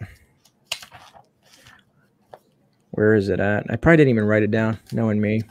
But I'm going to be on a podcast on an interesting channel, and I'll probably announce it down there. I guess I didn't write it down. I think it's like the 29th or something like that. What month are we in? Yeah, I'm in March. Hey, I was going to say, trying to get organized. While you're thinking about that, we have April 2nd is Good Friday. Okay. That's a Friday, and I got off. On a Friday, I don't know if I have off. It's my business. It's a holiday. It's a retail business, though. Retail's open always on holidays. On Easter? Easter, no. Easter, we're closed. There you go. See, Good Fridays before Easter. But I can find out. It depends. Yeah, you have to find out, and then we can do if you're good to go, we can do the first wild edibles and medicinal. Because I was looking to see when I could start getting into doing that. So I think you'd have a lot of fun, and I'll talk with I'll see if Mal can get a hold of Wilderstead, or Sean's in here yet. See if he can get a hold of Wilderstead, and we'll get him on here too. And it's just that guy's like me. I mean, for being up in the Canadian area in Canada, he's rattling them off. It's just like I was. Oh, what about this one? I was having fun. Well, I mean, regardless, I have weeks and weeks of vacation because I never take vacations that I could always use on top of if I need to. I got some of that coming up too, where I'm taking half days. So on Fridays, I'm home by 6. So nice. And the holidays and all that other stuff. But hello, Eden's Garden. There's a lot of new people in here. Yeah, I've been seeing a lot of different names. And it's funny because I don't know how people are coming across my channel. Maybe other people are speaking about it that I don't even know. Well, when you put on their prepper mistakes, that makes everybody go, huh? Yeah, true. They're probably you guys are clickbaiting us. And North Shore is like, definitely continue to do these streams with Mark. Of course, North Shore. I've been wanting to do this for quite some time. Yeah, he's been asking me for a long time to get up here and do one, but this one was just a trial and error because I wanted to make sure. So, Sean, this is the actual truth. Like, I got a hold of Gray, said, hey, I got my studio up. And I said, but I didn't say guinea pig. I said, I want to go on somebody else's in case it crashes and I'm not leaving everybody sitting around here. That's exactly what I told them. Yeah, no, and I was like, all right, man, I gotta run a few errands, but and so the thumbnail, Mark made the thumbnail because I was out and about running errands and stuff. I said, shoot me the thumbnail and I'll throw it out there. Yeah. Prepper 101 says, I write your channel on every homeless park and truck stop bathroom I come across. I appreciate that, brother. Homeless people need a prep too, man. How they're gonna watch it is another thing, but yeah, that's true. Well, it's funny, and this blows my mind, and this is, I don't know if this is kind of going on a different topic, but it's funny when I see folks out there, panhandling and stuff like that, and all of a sudden they hear, and they're like, hey, and I'm like, I thought you were homeless. What are you doing with the cell phone? I don't know if it was on Dateline or if it was undercover something. But they're showing that these homeless people that were millionaires, so their daily job was to go out and panhandle and act like they're homeless, and they would go back home to these mansions and everything else. They're millionaires. Yeah, I saw that. Thanks, Brian Barbie. Yeah, me and Jason we're pretty cool. As you say, we like to support each other. Where is it at? We like to support each other by buying each other's gear as well. Every time I'll be watching Angry over there on Jason's channel, all of a sudden I'm like, he's wearing that hoodie with my logo on it. I was like, that's awesome. So I figured I would do him the favor and do the same thing. Not that he needs my help, you know what I mean? But he is good people. Talking to him behind the scenes is a lot different than some folks portray him or see him on the screen. Hey, there's Tyler. Good to see you, buddy. Tyler Woods Bushcraft, what's going on? We're back. Yeah. What's up, Hutch? And Hutch, I did. Just so you know, Hutch, I did text. I texted Dusty Data and apologized to him. This was thrown together, and I didn't mean to stream over Dusty, man. I apologized to him because I was like, shit, like I forgot. Because I know Dusty was saying something about he was going to skip a week or something like that. And then I got all confused, and then you had hit me up, and I was like, okay, we'll do it. And then by the time I put it all together, I was like, damn. Yeah, he's bailing me out. Yeah. So hopefully I'll hear back from Dusty. I know he was tied up with stuff like that, but Dusty's good people.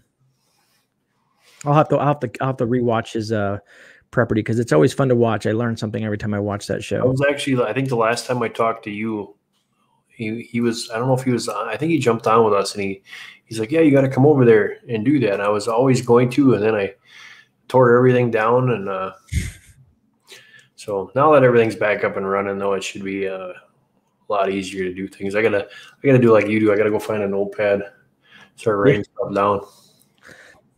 Yeah, that'd be kind of cool to see. I'd like to see how you do over there on Prepperty. Me too. Yeah, true, Hutch. I got you, brother. Hutch is good people. You watch? You know who Hutch Homestead is, Mark? Who? Hutch Homestead. No, I don't know Hutch Homestead. Yeah, he's a stand-up guy, man. Cool. I'll find out right now. Yeah, I'm pretty sure Harvey or somebody could drop Hutch's link. I already got it. You got it? Harvey, thanks for sharing Dusty's. Appreciate that. I got that's one thing nice about having the multi-monitors. Agreed, it does come in handy. Because like I said, I'm looking at two monitors too. That's why my head's always on a swivel. People are always like wondering what the hell I'm looking at. I'm looking at you over here, and I'm looking at the chat over here, and then looking at the camera in front of me. Yep, I got actually one of the biggest things with my old setup that I had is my camera was off to the right of me, so I'd always be looking like this, or I'd be over here looking at the chat. And what I said when I redid the studio, I said somehow I got to be able to rig my camera up so it's dead center of both my monitors. So whichever one I'm looking at, I got doesn't look like I'm like, what are you doing way over there? Oh man. Wow, we've been on here for 2 hours, Mark. Really? And we're still holding it 40 people, which is, That's pretty good for just calling up, say, hey, let's go live. Yeah, I know, right? But I'm glad that we got to do this because I like exposing some people, you know, on the prepping side of community might not know who you are. And like I said, I stumbled on you, and yep. Yeah, I haven't done much, and I gotta do some more things on my channel, and but we're gonna be back in it now, and we're gonna do spring's coming, so spring planting's coming, so wandering in the woods is gonna be coming, and checking out bear dens is gonna be coming, and all that fun stuff. So. But now that I got my drone, I'll take my drone in first to make sure there's nothing in there. Dude, I mentioned drone in my on Thursday night, and all of a sudden Monty, I think it was Monty and a couple other folks were like, here's $20 for a drone fund. So now what I'm gonna probably do with the super chats from that, or if anybody donates, says if we're donating for the drone, I'm just gonna match it myself. So if someone throws me $20, I'm gonna throw $20. So I should have that drone in no time, man, because those super chats, I think there was probably 5 or 6 super chats that night. So I'm going to add my own funds to that and get it going because I really want it. And I'll probably get the Mavic 4. I think that's what they're up to now. Might as well just buy whatever's the latest and greatest. I like my Mini because then you don't have to have a license. Oh, no, that's what I meant. I apologize. The Mavic Mini 4. Yeah, I think that's what it is. Because I don't want to get a big one either. I like how you said when it comes to it'll tell you where it can't go and not go, and you don't need the licensing and all that stuff like that. Yep. You still register. You still have to register it, but it's really. I don't know how your laws are in Florida, but here it's the drones so far in my neck of the woods are pretty lean. But like they got this thing called a castle park. It's a big top of a castle, and they took it and they just made a park out of it. It's pretty neat. And I take the kids there, and every time I try to just go up so I can see him and watch what he's doing, it alarms out on me and tells me because the jail's close to there, so they don't want me flying in that area. So I always have to let them know that it's me and that I'm flying. So it's kind of nice to have the license just for that. But yeah, I don't know how you have to look at your regulations and your laws there for drones. I got a buddy who works for the sheriff department. He's high up in the sheriff department. He has drones. He's been kind of helping me out with that. Hutch said all my super chats or future super chats are going to go to my bike fund. Well, Hutch, when you get monetized, let me know. I'll definitely donate for that, brother. You know, I'm a team player. Patty Bob says easy listening, no doom and gloom. Great show, guys. Keep up the good work. Yeah, I'm not like that, man. There's some things that I do talk about that kind of can be possibly construed as something doom and gloom, but I don't focus on that. It's more about being prepared and ways to prepare and having good folks like Mark and others on the channel that provide good information. You know, thinking about just the preparedness part of things is hard enough and puts enough stress on everybody else. Well, those people that have the doom and gloom kind of concept behind it, it's not reaching out and getting people to open up their eyes and listen. Because if I go into a chat room and it's about doom and gloom and we're all going to die and the earth is going to explode, I'm leaving. Why do I want to hear that? I mean, if I'm going to go out, I'm going to go on a bang. I don't want to listen to somebody tell me about it. So that's why I listen to Grey all the time, and I'm trying to jump in here as much as I possibly can, is because he's at the same speed as I am. I don't want to. I'd rather bring somebody up than push them down. Don Cato, aka Grey Wolf, says FAA requires Part 107 download air for legal zones to fly. That's a new name too. Like I said, I've been seeing a lot of new names this evening. They must have come over from your post. Now the other thing, now that my phone will actually work because you can actually see it now. Did you download that Kitty Hawk that I talked about the other day? No. What? Oh, is it an app on what's it called? It's called Kitty Hawk. Kitty Hawk. It's a. So we'll see how good this camera is. HAWK. Let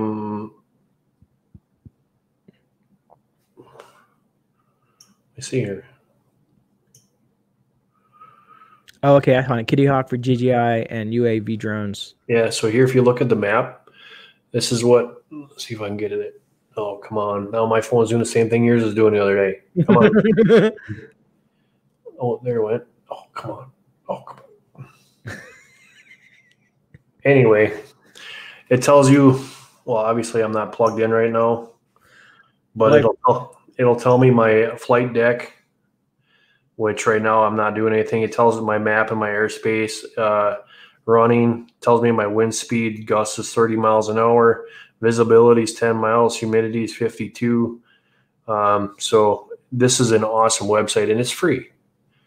And what's really cool about this is another one where you can check your no-fly zones at. So I usually, if I'm in an area, it knows where I'm at. It'll tell me if I'm in a no-fly zone or not. And if I need the extra clearance, it just goes right to my license. So I really do like it. Don Cato, aka Grey Wolf, because he's new to the channel here. He said, I just did the live stream to YouTube from the Mavic Pro 2. That's pretty cool. Yeah, I mean you can go live on your phone and you can fly it off your phone. That's the only thing I didn't like about the Maverick Mini is it has its own flight that you have to download. You know, it's not like the other ones where you can use like the Maverick Pro and everything else like that. There's multiple different ones. The Mini has its own. It's the DJI Fly app, and it's strictly just for the Mini. And that's the only bad thing is you got to have. Well, now that you got that high grade Super Ninja phone you got there, you got more enough processing power. Yeah, that's the other thing too. Is if it's cool is you got the chip in the drone, and then you can actually record what you're seeing on the phone, which is kind of cool because you get to see the flight pattern and all the stuff on there too. I've done a video or two where I've done that already too, where you see everything. So it's pretty nice. I think it'll be fun. Like I said, I want to explore options on the prepper side of things, and also to make content on YouTube with. I think it'll bring a new look to some of the content that I produce. Yeah, I watched some of your videos already. I'm a bad lurker. I hate to tell everybody that, and I'm terrible. I'll be doing something, and I was perfect example. I was rendering the video the intro video for this tonight. I'm watching somebody's live stream, and I said hello, and they're like, "How's it going, Mark? Haven't seen you in a while." Yep. What you doing? Rendering a video. I do a lot of lurking myself. Like today when I was on Hutch's live stream from this morning, I was working on my video and Hutch was up. So I was watching Hutch on my phone and listening, and then someone had mentioned something about something, and I wanted to comment. And as soon as I commented, of course, people were like, "Hey, what's up? What's up? What's up?" Yep. And on my phone, it's a lot harder to say what's up to everybody. So I just put their name and hello, and hopefully they're cool with that. Hopefully they'll see it. I don't know why they do that. It's so easier. It's so much better on the computer because you can put the whatever. You can't do that on cell phones. I just hate that. Yeah, it's definitely a downfall. But I watch a lot of content like on my smart TV as well. When I'm going to sleep, I'll throw on people's channels and watch their content because I like to support everyone. You know, there's a lot of good folks out there that I like to support. Absolutely. I may not comment all the time or may not be in chat, but I'm usually there. And I'm always wondering if someone's like, like they're on their computer and type at GreyMan to see if I'm lurking. I'll remember that. Yeah, he's like, oh, let's see if GreyMan is in here tonight. Holy man, we're up 2 hours already. Yeah, brother. We're probably gonna wrap this up here. It's 12:30 my end. 11:30 here, yeah. But it was been an awesome. I want to thank you so much for having me on here and being my guinea pig for my new studio. Anytime, brother, man. Like I said, I've always looked forward to getting you on the channel, and at least next time we'll be more structured and we'll get things. And we'll have a specific full-blown topic, and hopefully, like I said, put that panel together, and we'll do something cool. Yeah. And if we all four promote it on all of our platforms, I think we'll get a nice large crowd in here and put out some good content for these folks. Yeah, absolutely. So I want to thank everybody in chat for coming. Thanks to all you guys that came from my side of things. Make sure that you go check out GreyMan. Has a lot of people, good knowledge, and helps other people grow. So you guys that are new and from my side of things and you're looking to get into the prepper side of stuff, Grey has a lot of people that he can contact you with and answer a lot of questions. So make sure that you check his channel out, and if you like it, you know what to do. Thank you, Mark. And I also want to say thanks to everybody in chat that's hung with us this long, and thank all the mods that are in chat that have helped dump all the links and stuff like that. I really appreciate that. Anybody who's on the replay watching this, I did put Mark's link down in the description. Excellent channel. Check him out. And me and Mark are probably going to be doing a lot more stuff together down the road. And so stay tuned. Absolutely, man. All right, guys, we're going to go ahead and wrap this up. Thank you again. You guys have a good night. I will see everybody tomorrow on what is tomorrow, Monday. So Medical Monday. I'm bouncing between two ideas, one on the medicinal side of things, and I have another idea. I'm working on a couple things, and I'm one of those. I don't ever pre-plan. I just wake up in the morning and like, this is what I'm doing, and I just drop it. So I probably need to get more what's it called, organized. But one day it'll all come to be. Anyways, night all. Y'all have a good one. Take care. Take care, guys.